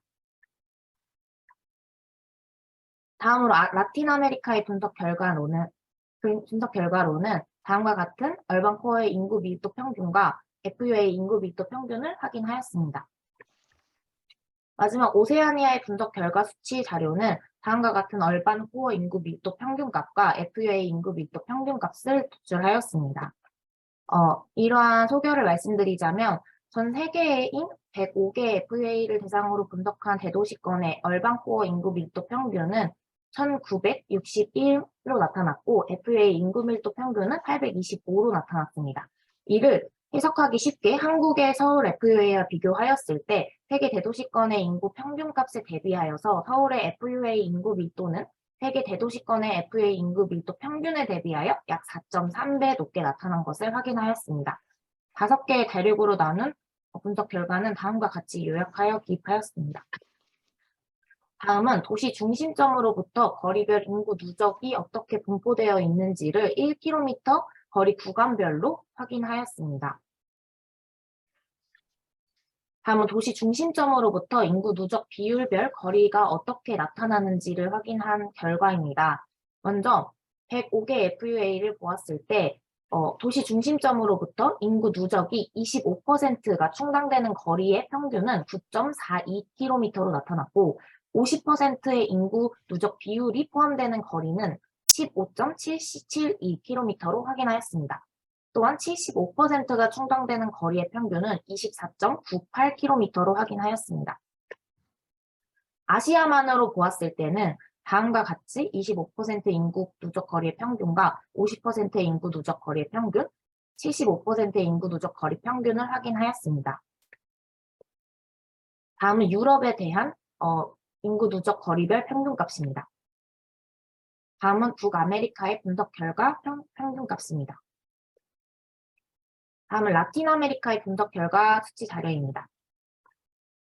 마지막으로 오세아니아의 분석 결과 수치 자료입니다. 소별로 한 번 더 정리해서 말씀드리자면 먼저 105개의 FUA를 대상으로 한 대도시권의 인구 누적 비율의 25%가 충당되는 거리의 평균값은 9.42km, 50%의 인구 누적값이 포함되는 거리의 평균값은 15.72km, 75%가 충당되는 거리의 평균값은 24.98km로 나타났습니다. 이를 이해하기 쉽게 한국의 서울 FUA와 비교하였을 때 세계 대도시권의 인구 평균값에 대비하여서 서울은 25%의 인구 누적값이 충당되는 거리는 약 1.16배 높게 나타났고 50% 충당 거리는 약 1.15배 높게, 75% 충당 거리는 약 1.1배 높게 나타났습니다. 5대6의 아시아를 대상으로 분석한 인구 누적 비율의 정리는 다음과 같습니다. 마지막으로 결론입니다. 본 연구를 요약해서 말씀드리자면 본 연구는 세계 여러 나라의 대도시권을 대상으로 인구 분포 측면에서 대도시권의 컴팩트함의 정도를 분석하기 위하여 105개의 FUA를 대상으로 컴팩트함의 수준 차이를 확인하였습니다. 이를 위하여 컴팩트 수준을 평가할 수 있는 인구 분포 관련 4가지 지표를 구성하여 분석을 진행하였고 분석하여 도출된 결과를 105개의 FUA와 5개의 대륙인 아시아, 유럽, 북아메리카, 라틴 아메리카, 오세아니아로 구분하여 해석하였습니다. 또한 한국의 FUA로 선정된 서울의 분석 결과와 전 세계 대도시권 5대6의 대도시권과의 비교 분석을 통해 한국의 컴팩트함 수준을 평가하였습니다. 연구의 요약은 다음과 같이 표로 기입하였습니다. 연구의 요약 및 의의를 이어서 말씀드리자면 도출된 분석 결과를 확인하였을 때 인구 분포 측면으로 한국의 대도시권은 세계 대도시권에 대비하여 약 3.5배 작은 면적을 가지고 있지만 인구 밀도는 약 2.7배 이상 높은 것으로 나타났고 도심지로부터 인구 누적 비율은 한국의 대도시권이 세계 대도시권에 비하여 약 1.7배 높게 나타났습니다. 한국의 대도시권을 대상으로 컴팩트함을 세계 대도시권의 컴팩트함과 비교하였을 때 한국의 대도시권의 컴팩트함은 비교적 상당히 높은 편으로 확인을 하였으며 도시 중심지로부터 인구 밀집도 또한 높은 것을 확인하였습니다. 본 연구는 연구의 결과를 토대로 특정 지역의 컴팩트함의 수준을 세계 대도시권과 비교하여 확인이 가능함에 의의가 있습니다. 그러나 연구의 한계점은 본 연구의 대상지가 세계 여러 나라를 대상으로 하기 때문에 다수의 해외 국가를 대상으로 분석하는 데 있어 구축한 변수들의 시점의 차이가 좀 있고 컴팩트시티의 개념에 부합하는 지표를 인구 분포 측면으로 분석하였으나 인구 분포의 측면만으로 컴팩트시티의 모든 관점을 통합하여 확인하는 데에는 한계가 있습니다. 향후에는 보다 세밀한 자료에 기반하여 다각적인 측면으로 연구가 이루어지기를 기대합니다. 감사합니다. 네, 수고하셨습니다. 우리 홍진슬 씨가 두 번째 도시 관점에서의 OECD 대도시권 공간구조 분석에 대해서 발제를 해주셨고요. 앞서 마찬가지로 정문수 부연구원님 먼저 토론 부탁드리겠습니다. 네, 개인적으로 제가 몇 년 전하고 그다음에 올해 OECD에서 제공해주는 도시 지역에 대한 구분법 이런 부분에 대해서 관심이 있어가지고 그런 부분들에 대해서 저도 관심이 있었는데 그쪽에서 이제 OECD 대도시권의 도시기능 지역 이 관점에서 이제 그 공간 구조라든지 어떤 공간적인 특성에 대해서 이거를 비교 분석하는 연구를 하셔가지고 제가 되게 관심도 많이 가고 좀 이 부분에 대해서 좀 제가 했던 고민들이랑 좀 연결이 될 수 있을 것 같아서 그 측면에서 이제 말씀을 드리겠습니다. 근데 아까 제가 김준 선생님께도 말씀을 드렸지만 우선 이야기를 전개하기 전에 연구 제목이 너무 대가가 할 만한 복잡한 또 되게 큰 얘기를 담고 계셔가지고 실제 연구 내용에서 전개하신 논리와 결론과 너무 차이가 큽니다. 예를 들어서 압축 도시 관점에서 OECD 대도시권 공간 구조 이거를 하려면은 대가가 거의 한 10년 동안 여러 가지 실증 연구라든지 공간적인 통계 분석에 대한 어떤 공간 네트워크, 대도시권 내에서의 어떤 중심지 도시와 주변부 도시 혹은 농촌 지역 간에 있을 기능적인 관계 이런 것들을 좀 분석을 해야지 나올 수 있는 부분이기 때문에 실제로 연구의 내용이랑은 좀 맞지 않고요. 실제로 연구에서 이끌어낼 수 있는 연구자가 달성할 수 있는 그런 수준을 고려해서 이걸 좀 많이 이제 다운을 하셔야 될 것 같습니다. 이거는 제목 이렇게 지시면 안 돼요. 그런데 이게 이제 한 가지가 있고, 그러니까 연구가 의미가 충분히 있다고 생각을 하고, 이 연구에 대해서 연구자가 조금 더 이야기할 수 있는 거리들도 많다고 생각을 하고 좋은 접근이라고 생각을 하긴 하는데, 근데 용어 활용이라든지 여기서 이제 도출하는 논리에 대해서는 다시 한번 조심스럽게 생각을 하셔야 됩니다. 첫째, 압축 도시 관점에서 이제 도시의 공간 구조라든지 어떤 이거를 어떻게 재구조할 것인가에 대한 것은 현대 도시학자들에 있어서 가장 어떻게 보면은 고민거리이기도 하고 관심사이기도 합니다. 그래서 압축 도시라고 하는 개념을 쓰실 때 조심하셔야 돼요. 왜냐하면 압축 도시라고 하는 개념 자체에 대해서는 지금 현 상태의 실태에 대한 내용도 포함하고 있지만은 이게 현대 도시학자들이 보통 이제 뉴 어버니즘 사조라고 하지 않습니까? 최근에 있을 하나의 어떤 도시 계획학적인 패러다임에서의 하나의 대안, 우리 도시가 이렇게 가야 된다, 컴팩트하게 가야 된다 이런 식으로 얘기하는 거고, 컴팩트 도시를 그러니까 압축 도시들을 구현하기 위해서 우리가 어떻게 해야 될 것인가에 대해서는 되게 복잡하고 정교하고 그다음에 이론적인 논의들이 있기 때문에 이제 수많은 연구자들의 그런 기준들을 다 여기서 다루지 않을 거면은 되게 이 부분에 대해서는 압축 도시 얘기는 뺐으면 좋겠어요. 실제로 그리고 이 연구에서 결론적으로 다루고 있는 고밀, 그다음에 어떤 도시권 내부에서의 어떤 공간적인 이러한 이제 밀도의 분포 특성이라든지 이런 것들이 압축 도시에 있는 모든 것을 설명하는 개념도 아닙니다. 이거는 서울이 고밀 도시기는 하지만은 우리나라의 도시학자들이 서울이 과연 그러면 컴팩트 도시인가에 대해서 우리가 자신스럽게 얘기할 수 없거든요. 그러니까 압축 도시라고 이제 얘기를 하려면 도시 내에 있을 때 어떤 공간이 어떤 다양한 혼합적이고 사람들의 있을 때 교류라든지 관계 유지에 적합한 형태로서 이렇게 잘 효과적으로 구성이 되어 있는지, 그다음에 에너지, 그러니까 도시가 전체적으로 배출하거나 사용하는 에너지가 얼마나 적게 사용하고 효율적으로 활용을 하고 있는지, 그다음에 도시 내에서의 어떤 도심부와 어떤 주변 사이 혹은 도심부 간의 있을 관계나 네트워크가 얼마나 효과적으로 조직되어 있는지 이런 부분까지 다 다뤄야 돼요.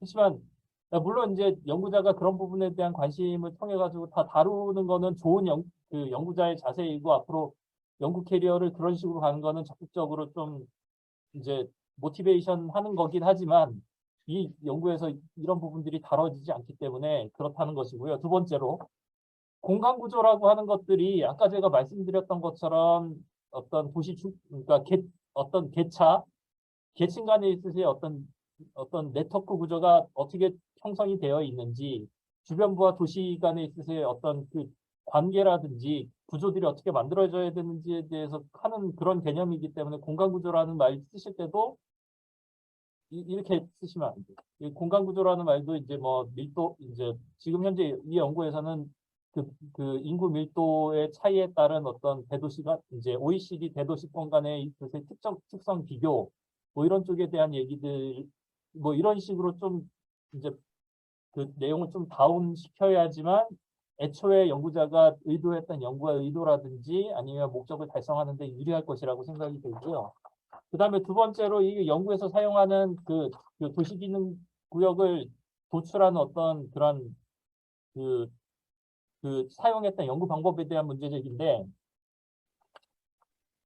여기에서 서울 FU의 이제 어떤 행정구역을 넘어서서 시군 단위로 분석을 하셨는데 혹시 그 우리나라에서 제공되는 통군 통합 자료의 OD 자료를 이용해서 이거를 분석을 하셨는지 제가 알기로는 OD 자료가 동읍면별로 나오는 걸로 알고 있는데 시군 단위로 이거를 그 FUA를 묶으신 이유가 무엇인지가 좀 궁금하고요. 이 작업을 하신 건지 아니면은 그냥 그 인구 격차 자료를 통해 가지고 그냥 그 어느 정도 특성에 따라서 이거를 묶으신 건지 이게 좀 정확하게 나오지 않아서 그 부분에 대해서 좀 보완적인 그러니까 설명이 필요하고 그 내용들이 그 연구의 분석 방법에서 어떻게 서울의 FUA를 도출하게 되었는지에 대한 논리적인 서술이라든지 이런 데 좀 보완이 될 필요가 있을 것 같아요. 이게 그러니까 FUA라고 하는 개념도 지금 OECD에서 한 10년 넘게 나온 개념이기 때문에 이게 개념적으로는 그 OECD에서 어느 정도 그 정의라든지 그 규정 자체는 어느 정도 명확하게 설정이 되어 있습니다. 물론 이제 그 실증적으로 지역 단위에서 이게 분석이 OECD에서 그 정도로 할 만한 능력이 없기 때문에 보통 이제 우리나라에서의 권역 단위, 시도 단위에서의 그 권역을 그냥 FUA라고 퉁치는 그런 식으로 이제 분석을 하긴 하는데 우리나라 차원에서 실증적으로 FUA의 그 범위라든지 어떤 공간적인 기능이 어떤 식으로 이제 이루어지는지에 대해서 그거를 분석하면 그거 자체도 훌륭한 논문이 될 것이라고 생각을 하고 이러한 차이들이 그 OECD 대도시 차이에서 어떠한 차이가 있고 비교가 가능한지 그 포인트를 잡아가지고 그 특성은 이렇고 여기에 대해서 우리가 이제 그 어떤 FUA에 대해서 이런 식으로 되어 있으니 FUA 차원에서 어떤 통합적인 그 광역 발전에 대한 방안이라든지 이런 것들을 수립할 때 이런 시사점을 제시해 줄 수 있다. 이런 측면으로만 접근을 해도 이건 좀 충분할 것 같거든요.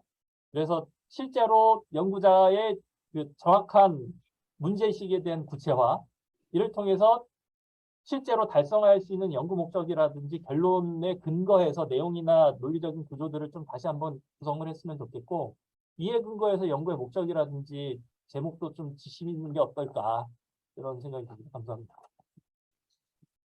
네, 정 박사님께서 많은 얘기를 주셔가지고 제가 뭐 일일이 다 말씀 못 드릴 것 같고 일단 뭐 그냥 포인트 몇 개만 간단하게 말씀드리면 어쨌든 그 연구 제목이 좀 연구 내용 담고 있는 것을 감안해서 조금은 톤 다운하는 게 좀 필요하겠다. 사실 뭐 그 압축 도시계획 주요 패러다임이지만 사실 뭐 방향이나 이론이나 관점은 워낙 다양하기 때문에 그런 부분에서는 연구자께서 문제의식을 좀 구체화하고 그에 맞는 연구 목적, 그래서 연구 전개, 좀 말씀해 주셨고요.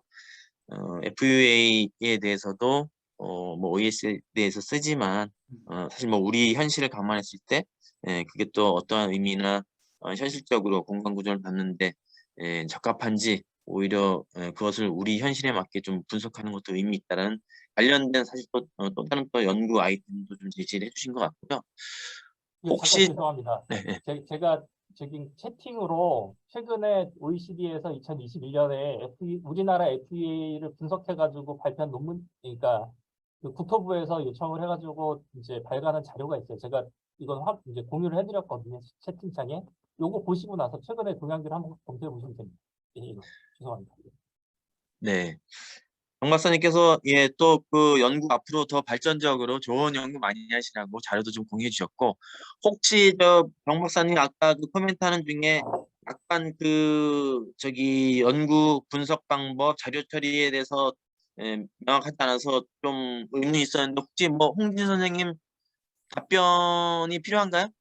본인이 좀 설명하시려면 기회를 드릴게요.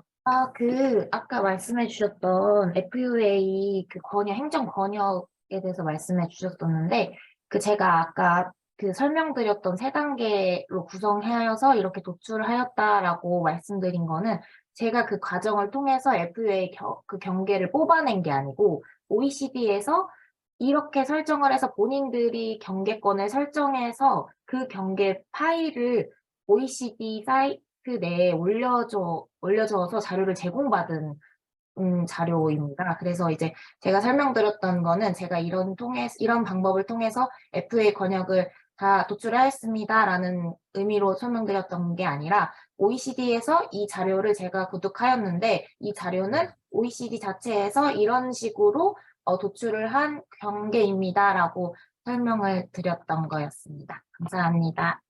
네. 그러면 한 네네. 가지 말씀드릴 게 있는데 OECD 자료 너무 믿으시면 안 돼요. 아.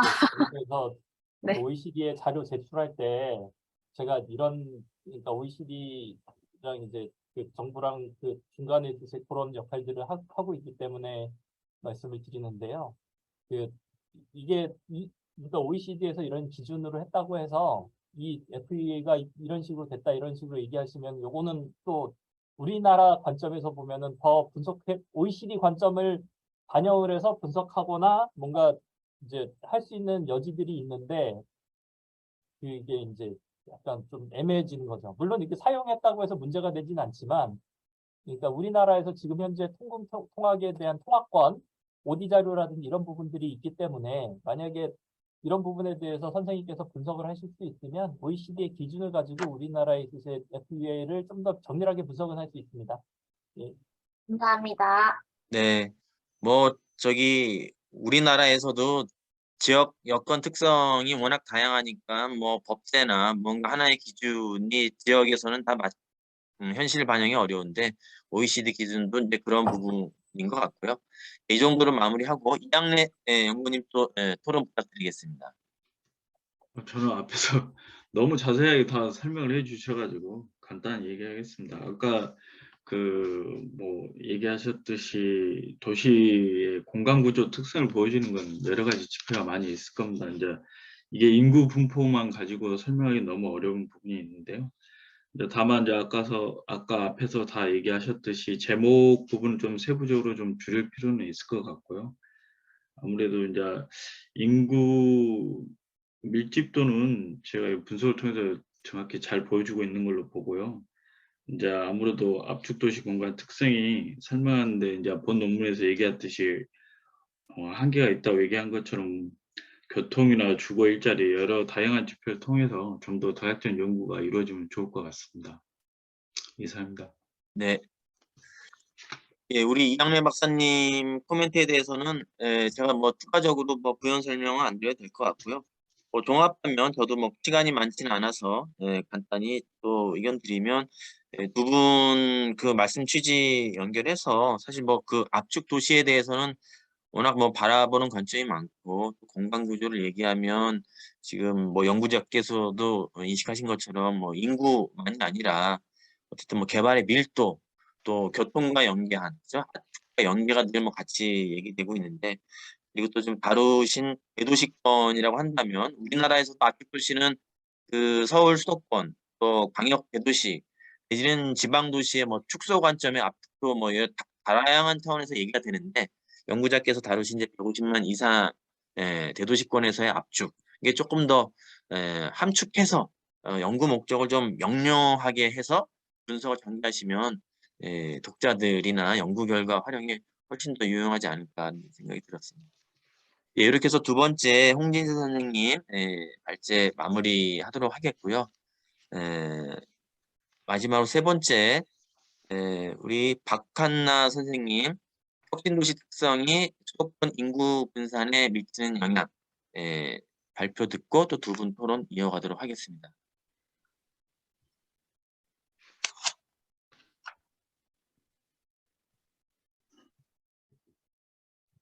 네, 안녕하세요. 혹시 발표 자료 보이시나요? 네. 네, 잘 보입니다. 네, 그럼 발표를 시작하도록 하겠습니다. 네, 안녕하세요. 저는 혁신도시 특성이 수도권 인구 분산에 미치는 영향에 대해 발표할 박한나이고 저희 연구팀은 박한나, 김영진, 한현수, 주연우, 송재민으로 구성되었습니다. 네, 서론입니다. 먼저 연구의 배경으로 우리나라는 수도권 인구 가밀 문제와 지역 불균형 문제를 해소하기 위해서 혁신도시를 10개의 혁신도시를 지정하여서 수도권에 위치하던 115개의 공공기관을 비수도권으로 이전을 시켰습니다. 이러한 결과 수도권에 위치하던 공공기관 종사자의 38,257명이 이전이 되어 국토 균형 발전을 목적으로 비수도권 지역으로 직장들이 이전을 시켰습니다. 그러나 수도권 인구 분산 효과는 미비한 실정이고 오히려 혁신도시 주변 원도심과 주변 지역의 인구가 혁신도시로 유출되며 혁신도시 원도심 주변 지역 지자체 간 발전 격차가 우려되는 실정입니다. 이러한 배경으로 본 연구에서는 혁신도시로 전입하는 인구 이동을 수도권 인구 분산 효과와 비수도권의 인구 유출 효과로 구분을 하여서 이러한 효과가 나타나는데 개인적인 특성과 지역적인 특성, 혁신도시 개발 계획 요인이 무엇이 있는지를 검토해 보고자 하였습니다. 그래서 연구의 질문으로 첫 번째는 수도권 인구 분산에 혁신도시 건설 효과가 있는가? 그리고 두 번째 연구 질문은 수도권 전출자와 인접지역 전출자의 혁신도시로 유입되는 원인은 무엇인가? 입니다. 먼저 이론적 고찰입니다. 첫 번째로 수도권 과밀화와 혁신도시 출범에 대한 선행 연구를 고찰하였습니다. 수도권 인구 분산 정책을 시행하기 위해서 혁신도시를 계획을 하였고 행복도시와 혁신도시 그리고 기업도시가 있는데 이 중에서도 혁신도시는 행복도시보다는 조금 더 작은 규모로 그리고 공공기관을 이전시키는 특성이 있습니다. 하지만 이 10곳 중에서 8곳이 계획 인구 목표 달성에 실패를 하였고 수도권에서 유입된 인구보다 유출된 인구가 많아졌으며 주변 소도시 인구를 흡수하고 있는 역효과를 나타내고 있는 것을 평가가 되고 있습니다.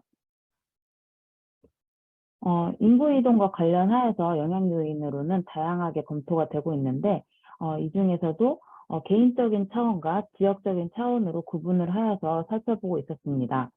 개인적인 차원으로는 전입 사유가 혁신도시뿐만이 아니라 수도권과 비수도권 차원에서도 좀 다르다는 것을 검토할 수가 있었고 지역적인 차원에서 인구 이동 영향 요인으로도 전입지 특성이 유입 인구에 어떤 영향을 미치고 있는지 분석하고 있었습니다.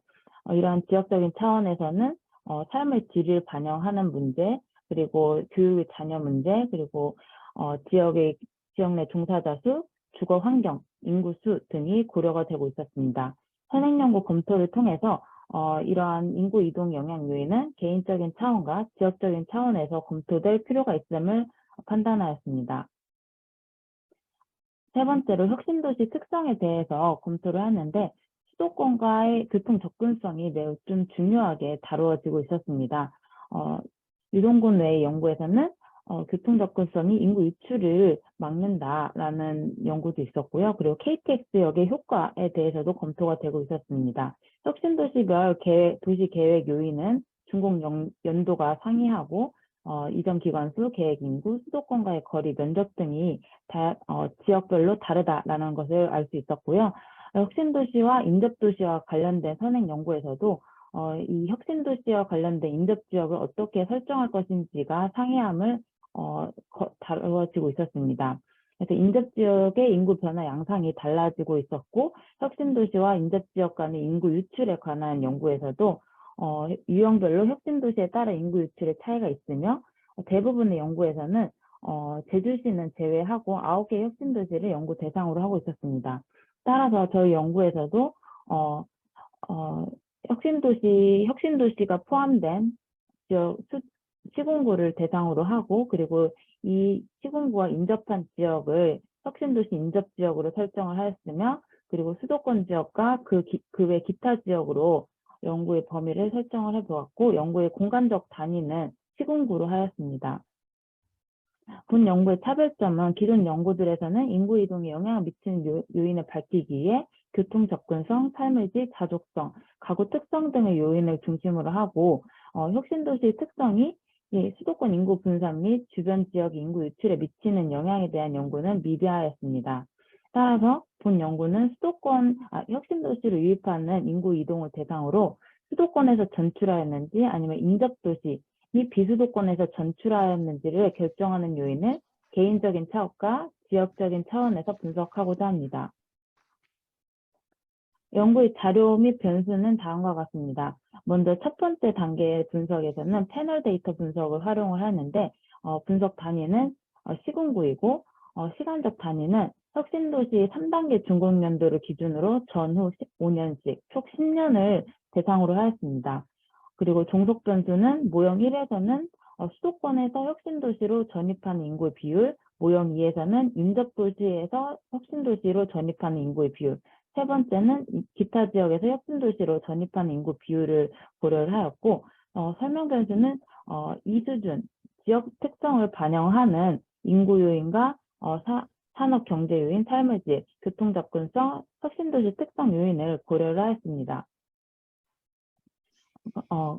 그리고 두 번째 단계 분석에서는 다층 로지스틱 모형을 고려를 하였는데, 분석 단위는 개인 단위로 반영을 하였고, 기준 연도는 혁신도시 3단계 준공 연도를 기준으로 하였습니다.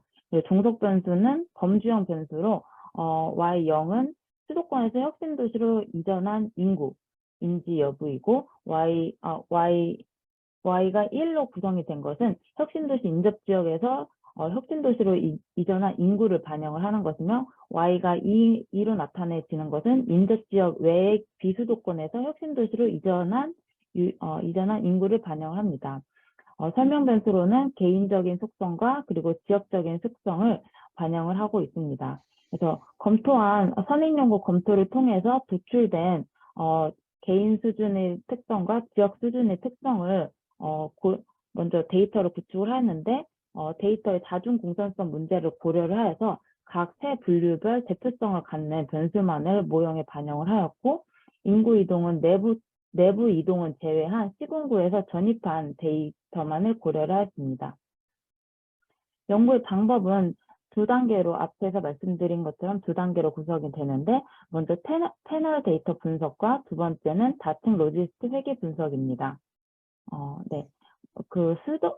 여기서 말하는 패널 데이터 분석을 하는 이유는, 혁신도시가 준공 연도에 따라서 인구 이동, 수도권에서 전출된 이동 또는 비수도권 또는 혁신도시 인접지역에서 전출된 인구 이동 수에 실질적인 영향을 미치는지를 통해서 혁신도시 준공 연도의 1단계와 3단계를 기준으로 3단계로 구분을 하였고, 이에 대한 유의성을 검토를 하여 혁신도시의 준공이 수도권 인구 유출 또는 인접지역의 인구 유출에 영향을 미치는지를 검토하고자 하였습니다. 그리고 다층 로지스틱 회계 모형에서는 개인적인 특성과 지역적인 특성을 동시에 고려를 했을 때 혁신도시로 전입하는 인구에 영향을 미친 요인이 무엇인지를 검토했습니다.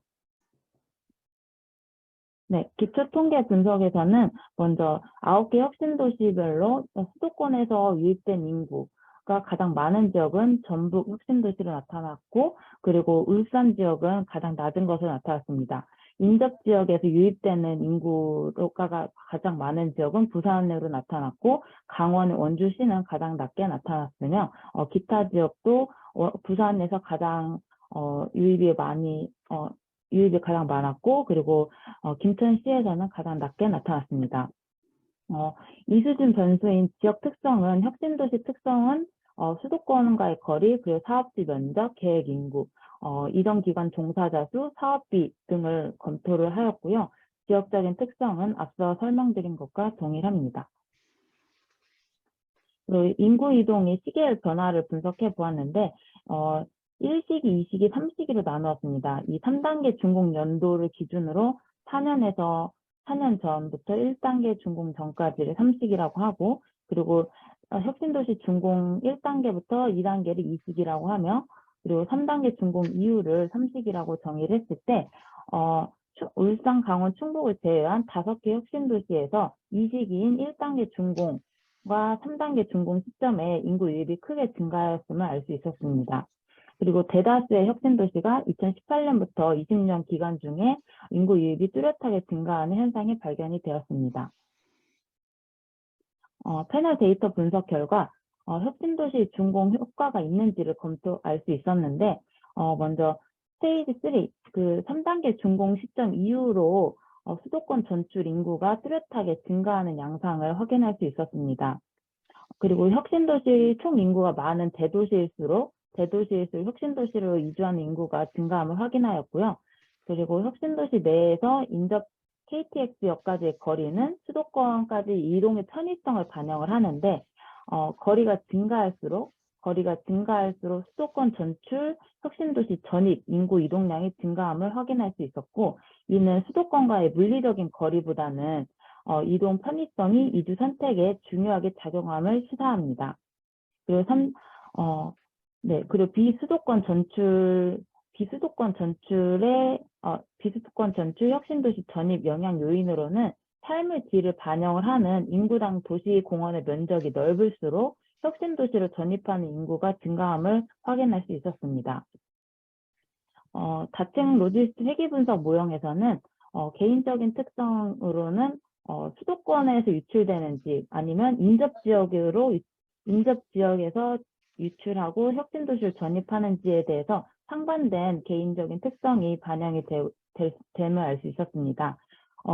수도권에서 전출 혁신도시로 유입되는 인구는 대다수 직장 요인으로 혁신도시로 유입됨을 확인할 수 있었고요. 반대로 인접 지역의 경우에는 직장보다는 가족과 주거 환경 요인으로 혁신도시로 전입됨을 확인할 수 있었고, 수도권에서 유출되는 인구는 나이가 보다 어리거나 아니면은 남성이거나 그리고 가구 원수가 적거나 할 때 더 많이 수도권에서 혁신도시로 이전함을 알 수 있었고, 반대로 인접 지역에서 유출되는 경우는 가족 단위로 그리고 나이가 많고 가구 원수가 많을수록 유입됨을 확인할 수 있었습니다. 그리고 재정 자립도가 수도권에서 유출되는 요인에 마이너스 영향을 미치는데, 이는 직업적인 요인으로 수도권에서 혁신도시로 이주를 하기 때문에 이는 그 지역의 재정 환경보다는 직장지 위치가 중요함을 시사하고 있었습니다. 그리고 이렇게 개인적인 요인과 지역적인 변수를 고려한 다층 로지스틱 모형에서는 혁신도시 내 KTX 역까지 거리보다 수도권 간의 거리가 중요하게 나타났고, 이 수도권의 유출에 영향을 미치는 요인으로는 거리가 짧을수록 더 많이 유입되는 반면에 인접 지역의 유출은 수도권과의 거리가 멀수록 더 많이 혁신도시로 유입됨을 확인할 수 있었습니다. 결론 및 정책적 함의는 다음과 같겠습니다. 먼저 수도권 인구 분산에 혁신도시 건설이 효과가 있는가에 대한 연구 질문으로 이는 혁신도시 건설이 수도권 인구 분산에 유의한 영향을 미침을 확인하였습니다. 그리고 수도권으로부터 거리보다는 혁신도시 내 인접 KTX역까지의 거리가 수도권 전출 혁신도시 전입 인구를 증가시키는 영향이 있음에 따라서 교통 접근성이 떨어질수록 수도권으로 이주할 확률이 높아진다는 것은 교통 접근성이 높다면 혁신도시로 이주보다는 통근을 선택할 확률이 높음을 반증합니다.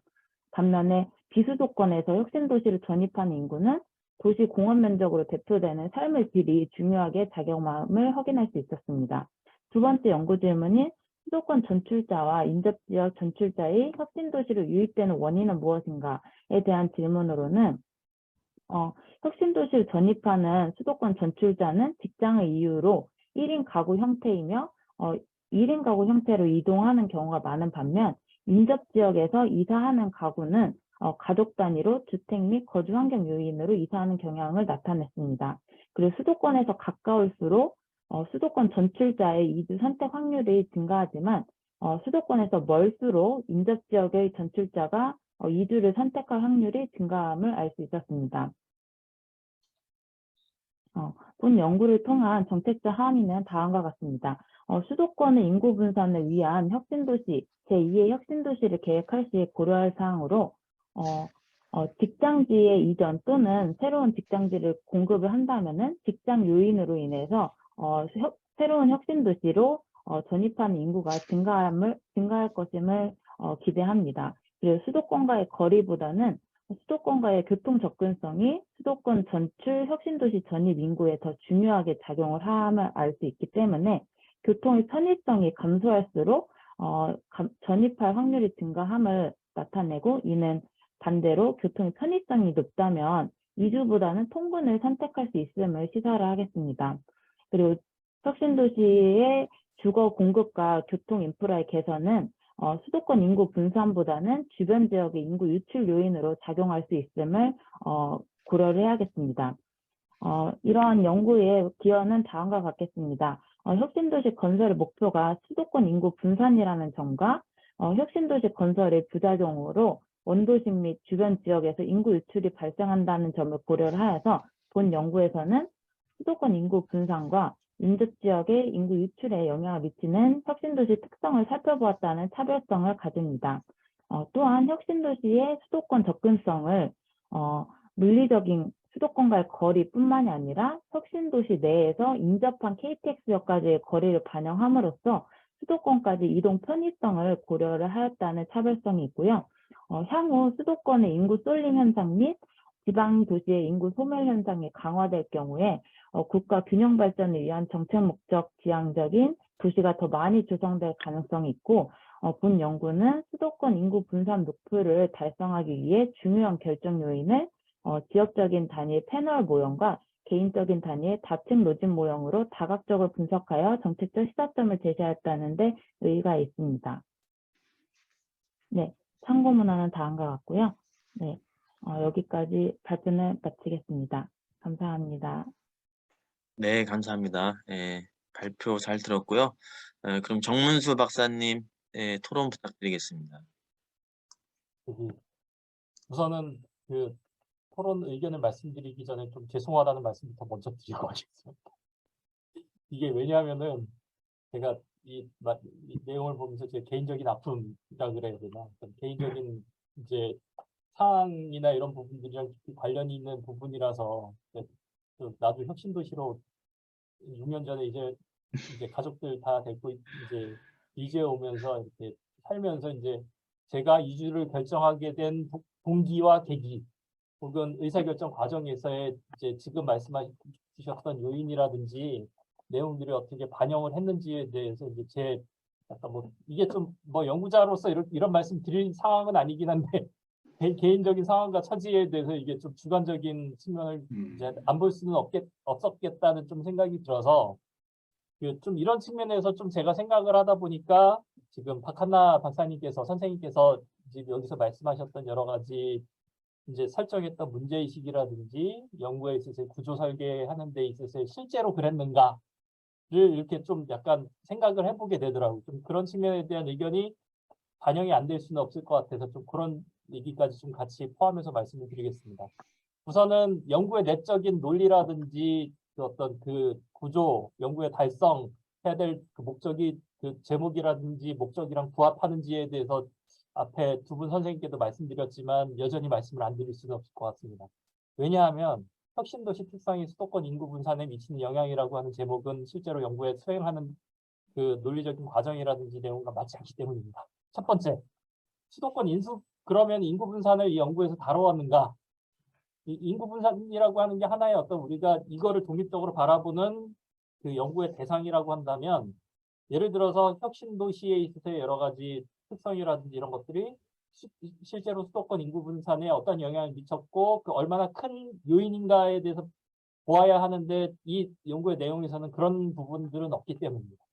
따라서 연구 목적들이 실제로 그 혁신 도시로서의 이주를 결정하게 된 그런 동기 계기에 있어서 그 혁신 도시의 어떤 내적인 조건이라든지 아니면은 그 이주 결정자에 있어서의 어떤 그 여러 가지 특성들이 어떻게 반영이 되었는지 그 중요하게 영향을 미친 요인들이 무엇인지를 보는 측면에 대해서 접근하는 게 오히려 이 연구에서 제시해주는 여러 가지 논리적인 관계라든지 제시했던 자료들을 볼 때 좀 더 부합하는 그런 내용이 아닌가 이런 생각이 들어서요.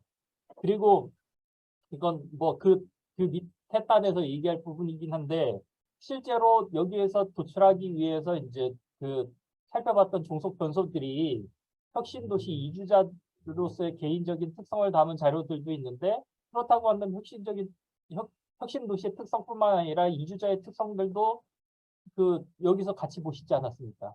그러면은 그 부분이 연구의 목적이라든지 제목에 좀 반영이 돼야 될 필요가 있겠다라는 생각이 들고, 그 다음에 이제 두 번째로 그 정부에서 애초 이제 노무현 정부 때 혁신도시로 이제 이거를 혁신도시와 이제 행정중심 복합도시 그 개발을 결정하고 이렇게 됐을 때 그 당시에 세웠던 정책 목표에 있어서의 논리적인 구조들을 명확하게 봐야 됩니다. 여기에 대해서 이제 몇 가지 단계가 있을 수 있는데 이제 우선은 첫 번째로 그 혁신도시 이전 기간에 있어서의 어떤 직원들과 그 가족들이 내려왔을 때 그러면은 수도권의 인구 분산, 그러니까 국토의 전반적인 균형 발전이 그걸로 인해서 직접적으로 이루어지는가가 아니라 예를 들어서 그 지역 혁신의 거점화가 이루어지고 고차 산업 기능 중심으로 자족적인 생활 기반이 형성이 됐을 때 어떤 그 지역에서의 이런 혁신 거점 혹은 자족적인 생활 환경으로 인해서 그 전체적인 국토에 있어서 인구가 분산되는 어떤 그런 과정들이 있었을 것이고 이를 통해서 뭐 예를 들어서 지역의 인구 유출 방지라든지 아니면 고용 창출로 인한 인구 유입의 효과로 인해서 지역에서의 성장하고 이제 혁신할 수 있는 거점으로 인해서 그 뒤에 어떤 국토에 있어서의 균형적인 발전이라든지 인구의 이제 분산이 이루어지는 것이지. 그러니까 예를 들어서 혁신도시 이전 기간 직원들의 이전으로 인해서 곧바로 수도권 인구 분산이 일어났다라고 보기는 어려울 것 같습니다. 그래서 이 연구에 있어서 좀 이제 진행이 되는 어떤 논리라든지 그런 과정 자체도 실제로 혁신도시가 형성되고 이제 이전 기간이 이제 지역에 이전하고 나서의 어떤 여러 가지 절차나 과정들에 대해서 좀 그 현실을 반영한 그런 내용들이 좀 돼야 되지 않을까 싶고 그런 측면에서 이야기하자면 이 연구의 설계에서 실제로 이주에 영향을 미치는 영향 요인들에 대해서 봤던 그런 조건들은 혁신도시가 개발되고 그 이전 기관들이 이전된 그 시점에 대해서는 그 정적으로 그 영향 요인들을 판단할 수 있으나 실은 그 혁신도시에서의 자족성이 만들어지고 내부에서의 어떤 생활 서비스가 만들어지는 과정들은 동적으로 진화하고 이게 변화하는 과정이지 않습니까? 그 과정 속에서 주변에 있는 그 지역에서의 어떤 인구 유입이라든지 수도권에 있어서의 인구 유입들이 이런 과정들이랑 좀 여러 가지 상호작용하면서 만들어질 텐데 예를 들어서 뭐 약간 뭐 시스템 다이나믹이 됐던 아니면 그 혁신도시에서의 어떤 그 정규성이라든지 어떤 내적인 여러 가지 그 유입을 위한 매력 요인들이 이제 형성이 되는 그런 부분들에 대해서 볼 것이 아니라면 이 연구에서 보는 거는 혁신도시가 건설되고 개발되는 그 특정 시점 몇 년 동안에 있어서의 인구 변화를 살펴본 거기 때문에 그 어떤 특정 시점이라든지 어떤 그 바라보는 관점에 대해서 이걸 좀 명확하게 규정하는 시기에 있어서의 연구 범위라든지 내용적인 설정이 오히려 필요한 것이 아닌가 이런 생각이 듭니다. 그렇다고 한다면 뭐 여기서 이제 이야기했던 그 여러 가지 죄송한데 그 특성들이 어느 정도 설명력이 있다고 우리가 보아줄 수 있을 것 같다는 생각이 들고요. 이와 더불어서 그 혁신도시로 이주를 결정하는 어떤 요인에서 볼 때 여기서 이제 여러 가지 그 종속 변수로 결정했던 이런 요인들도 물론 영향을 미치긴 하겠지만 실은 정부에 있어서의 정책적이고 혹은 정치적인 영향 요인 아니면은 그 실제로 그 이주를 결정하게 되는 어떤 당사자들이 이주를 결정하게 되는 어떤 여러 가지 요인들이 오히려 더 크게 영향을 미칠 수도 있다. 따라서 그런 그 요인들이 미치는 영향들을 제거하지 않고 이런 요인들만 그 이게 어떻게 보면 외재적이고 그냥 여러 가지 그러니까 정량적인 지표로서 이렇게 요인인데 예를 들어서 제가 뭐 그 혁신도시와 KTX 역까지에 있어서 이동거리가 실제로 내 스스로한테 이주를 결정하게 되는 결정적인 요인이었나? 혹은 어느 정도 영향을 미쳤는지를 보면 그렇지 않아요. 왜냐하면 혁신도시 직원들은 예를 들어서 오히려 그 다른 지역으로 이동 출장을 하게 되는 경우가 많은데 여기에 대한 비용을 개인이 부담하는 게 아니라 제가 근무하고 있는 기관에서 부담을 하거든요. 솔직히 그렇기 때문에 혁신도시, 그러니까 제가 있는 이 혁신도시에서 그 KTX역까지 이동거리에서 이게 부담하게 되는 비용이 제가 부담하는 게 아니기 때문에 그 결정하는 데 영향을 미쳐요. 왜냐하면 제가 있는 가족들은 그냥 이 지역에서 머물고 학교 다니고 이러면 되기 때문에 그렇지 않거든요. 그리고 이제 예를 들어서 제가 개인적으로 이제 이주를 결정하게 되는 동기나 이런 부분들에 대해서 만약에 저뿐만 아니라 주변에 있는 사람들의 이야기를 종합을 해보면 이 지역에 괜찮은 초등학교, 중학교, 고등학교가 있는지가 어떻게 보면 결정적인 요인이라고 할 수 있어요. 이게 없으면은 예를 들어서 저 같은 경우는 그 당시 제가 있었을 때 저희 아이들이 그 다 어렸기 때문에 뭐 그 저기 뭐냐 어린이집 다니고 어렸기 때문에 제가 쉽게 이주를 결정할 수 있었는데 저보다 나이가 많아가지고 애들이 초등학교 뭐 저학년 이상이거나 혹은 중고등학교를 다니거나 이런 분들은 가족들을 데리고 내려온 게 아니라 혼자 오신 거예요. 예를 들어서 그런 요인들에 대해서 그 직접 당사자들의 설문조사라든지 아니면 그 요인들을 직접 분석을 해가지고 여기에 반영하지 않으면 좀 제가 설명할 이제 이 내용을 설명할 때 있어서 좀 여러 가지 제한 요인들이라든지 한계들이 있을 것 같아서 좀 그런 요인들을 좀 이제 종합적으로 같이 볼 수 있는 연구 설계라든지 여러 가지 이제 종속 변수들을 설정이라든지 이런 것들이 필요하지 않을까 합니다. 감사합니다. 예, 정문수 박사님께서 또 그 개인적으로는 혁신도시로 또 이전하셔가지고 그런 개인적인 경험 담아가지고 여러 가지 말씀 주셨고요. 생각보다 또 시간이 많이 지나서 일단은 저 이양래 박사님 말씀까지 듣고 뭐 네. 시간 여력이 되면 제가 뭐 정리하거나 하겠습니다. 이양래 박사님 토론 부탁드립니다. 네. 혁신도시는 이제 공공기관 지방 이전을 통한 지역 균형 발전 사업인데요. 아무래도 인구 분산보다는 지역 균형 발전에 좀 더 초점을 맞춘 정책이 아니었나 생각이 듭니다. 논문에서 이제 혁신도시 인구 이동 영향 요인을 개인 특성 변수나 산업 구조를 포함한 지역 특성 변수를 통해서 수도권 인구 분산 효과에 미치는 혁신도시 특성을 잘 보여주고 있는 것 같긴 한데요. 제가 여기 이제 한 가지 좀 의문스러운 건 논문에서 보면은 이제 제주도만 수도권에서 인구 이동이 타 혁신도시보다 좀 많은데요. 수도권에서 혁신도시 전입할 승산비를 높이는 요인이 직업 목적의 이주 사유와 수도권과 접근성이 낮을 때로 이렇게 얘기를 했거든요. 이게 아마 제주도에 해당되는지 이제 좀 궁금하기도 하고요. 그 다음에 여기 수도권과 비수도권에 나눈 걸 어떻게 나누는지 좀 모르겠습니다. 여기 이제 제가 못 찾았는데 뭔데 수도권을 여기서 말하는 게 서울 경기도 지역을 얘기하고 비수도권 그의 지역을 다 얘기하시는 건지 이 부분을 좀 제가 좀 설명을 좀 듣고 싶고요. 이게 논문의 이제 결과를 보면은 이제 혁신도시 준공 연도만을 기준으로 해갖고 인구 이동을 분석해서 인구 이동 효과를 측정하는 관측 시점이 짧다고 얘기를 하셔가지고 아무래도 이제 연도를 한 3년, 5년 정도 좀 나눠서 시계열 분석을 해보면 시간의 경관에 따른 변수 변화 경향을 좀 알 수 있지 않을까 해서 그런 내용이 좀 추가된다면 좋은 연구가 되지 않을까 생각됩니다. 이상입니다.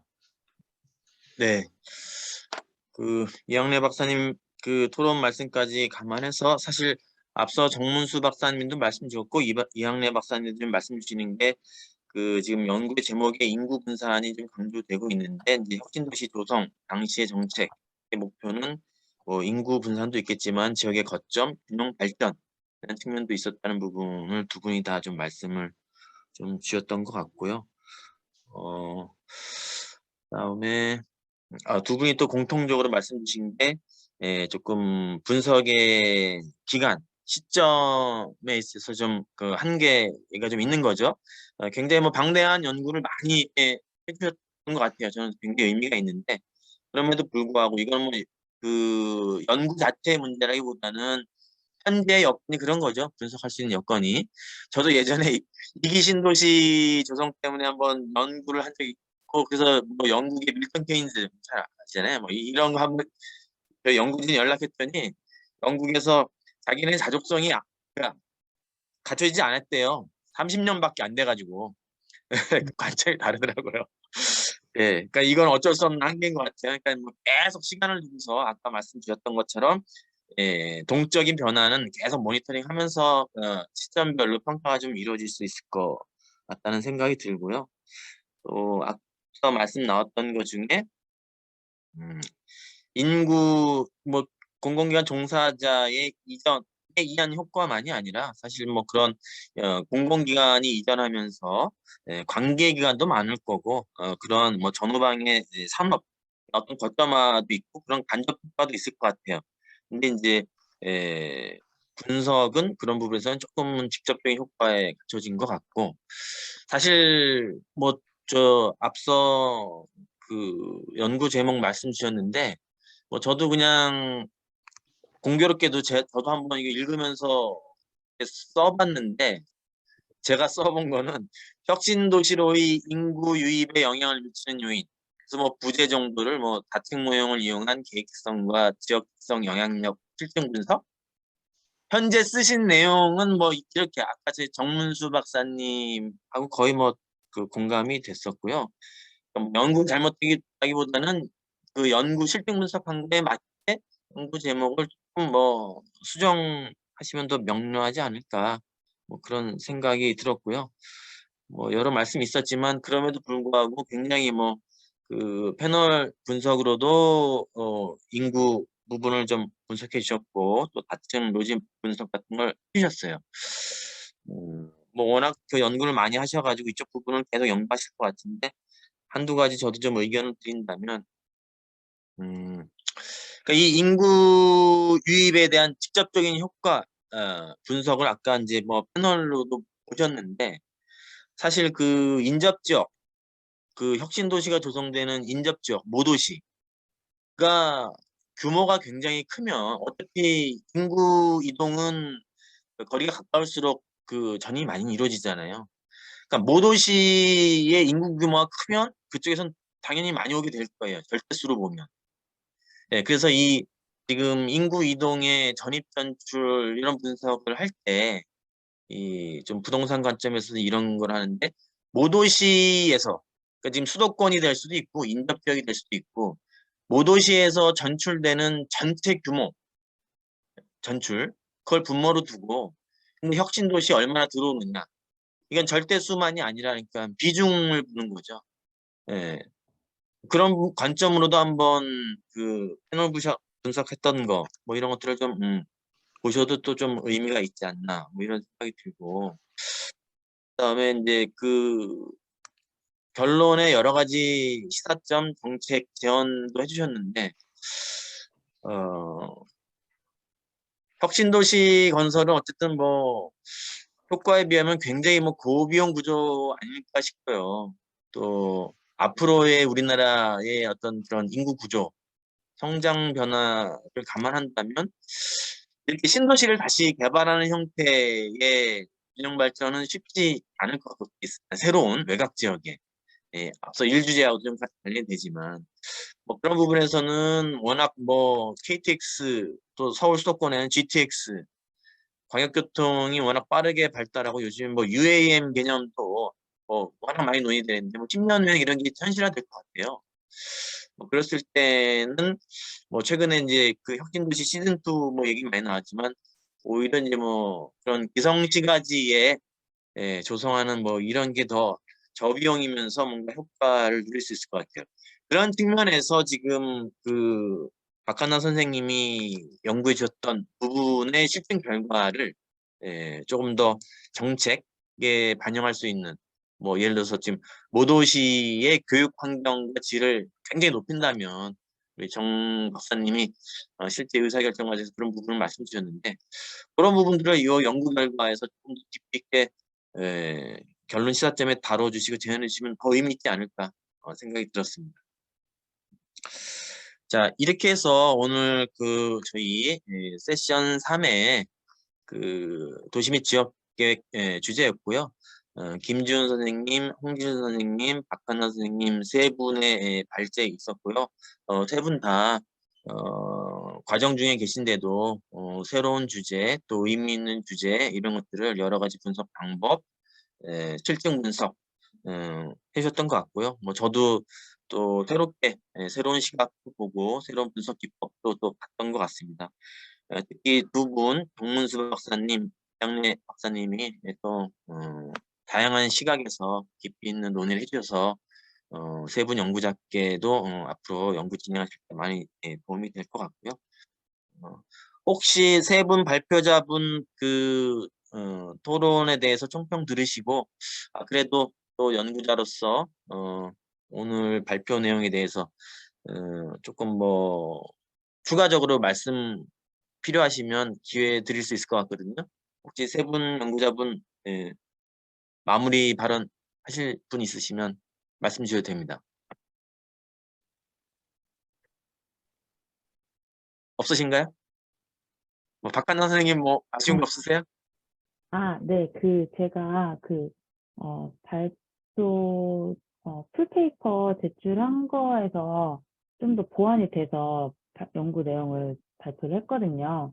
그때 이제 저희도 연구의 한계로 한 시점만 고려한 게 이게 효과를 본 적합한가 싶어서 시계열 동적 패널 모형까지 추가를 한 거고, 그렇게 했을 때 이제 고려를 했던 변수가 전체 인구 수가 아니라 그 비율을 고려를 했어요. 전체로 유입되는 인구 중에 수도권에서 오는 비율, 그리고 인접 지역에서 오는 비율, 그리고 기타 지역에서 오는 비율, 그리고 아까 질문을 주셨던 게 그렇다면은 이 비수도권이랑 수도권의 구분 어떻게 했느냐라고 하셨는데, 저희가 일상적으로 생각하는 그 서울, 경기, 인천을 수도권이라고 했고, 그리고 풀페이퍼에서 업데이트된 내용이 인접 지역까지 좀 구분을 했어요. 비수도권을. 그 인접 지역은 그 혁신 도시가 있는 시군구와 행정 경계가 맞닿아 있는 인접 지역의 유출 효과를 보려고 공간적 범위를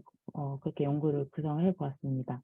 네, 그리고 얘기해 주신 것처럼 저희도 연구 제목을 좀 고민을 하고 있었는데, 네, 좀 좋은 의견 감사합니다. 혁신도시로 영향 요인을 고려를 혁신도시 인구 유입 영향 요인으로 좀 저희가 연구에서 다뤘던 내용을 좀 더 구체적으로 업데이트를 하면 좋을 것 같고요. 그리고 의견을 주셨던 좀 더 간접적인 효과까지 어떻게 고려를 할 수 있을지 좀 더 고민을 하면 앞으로 연구 발전에 좋을 것 같습니다. 네, 감사합니다.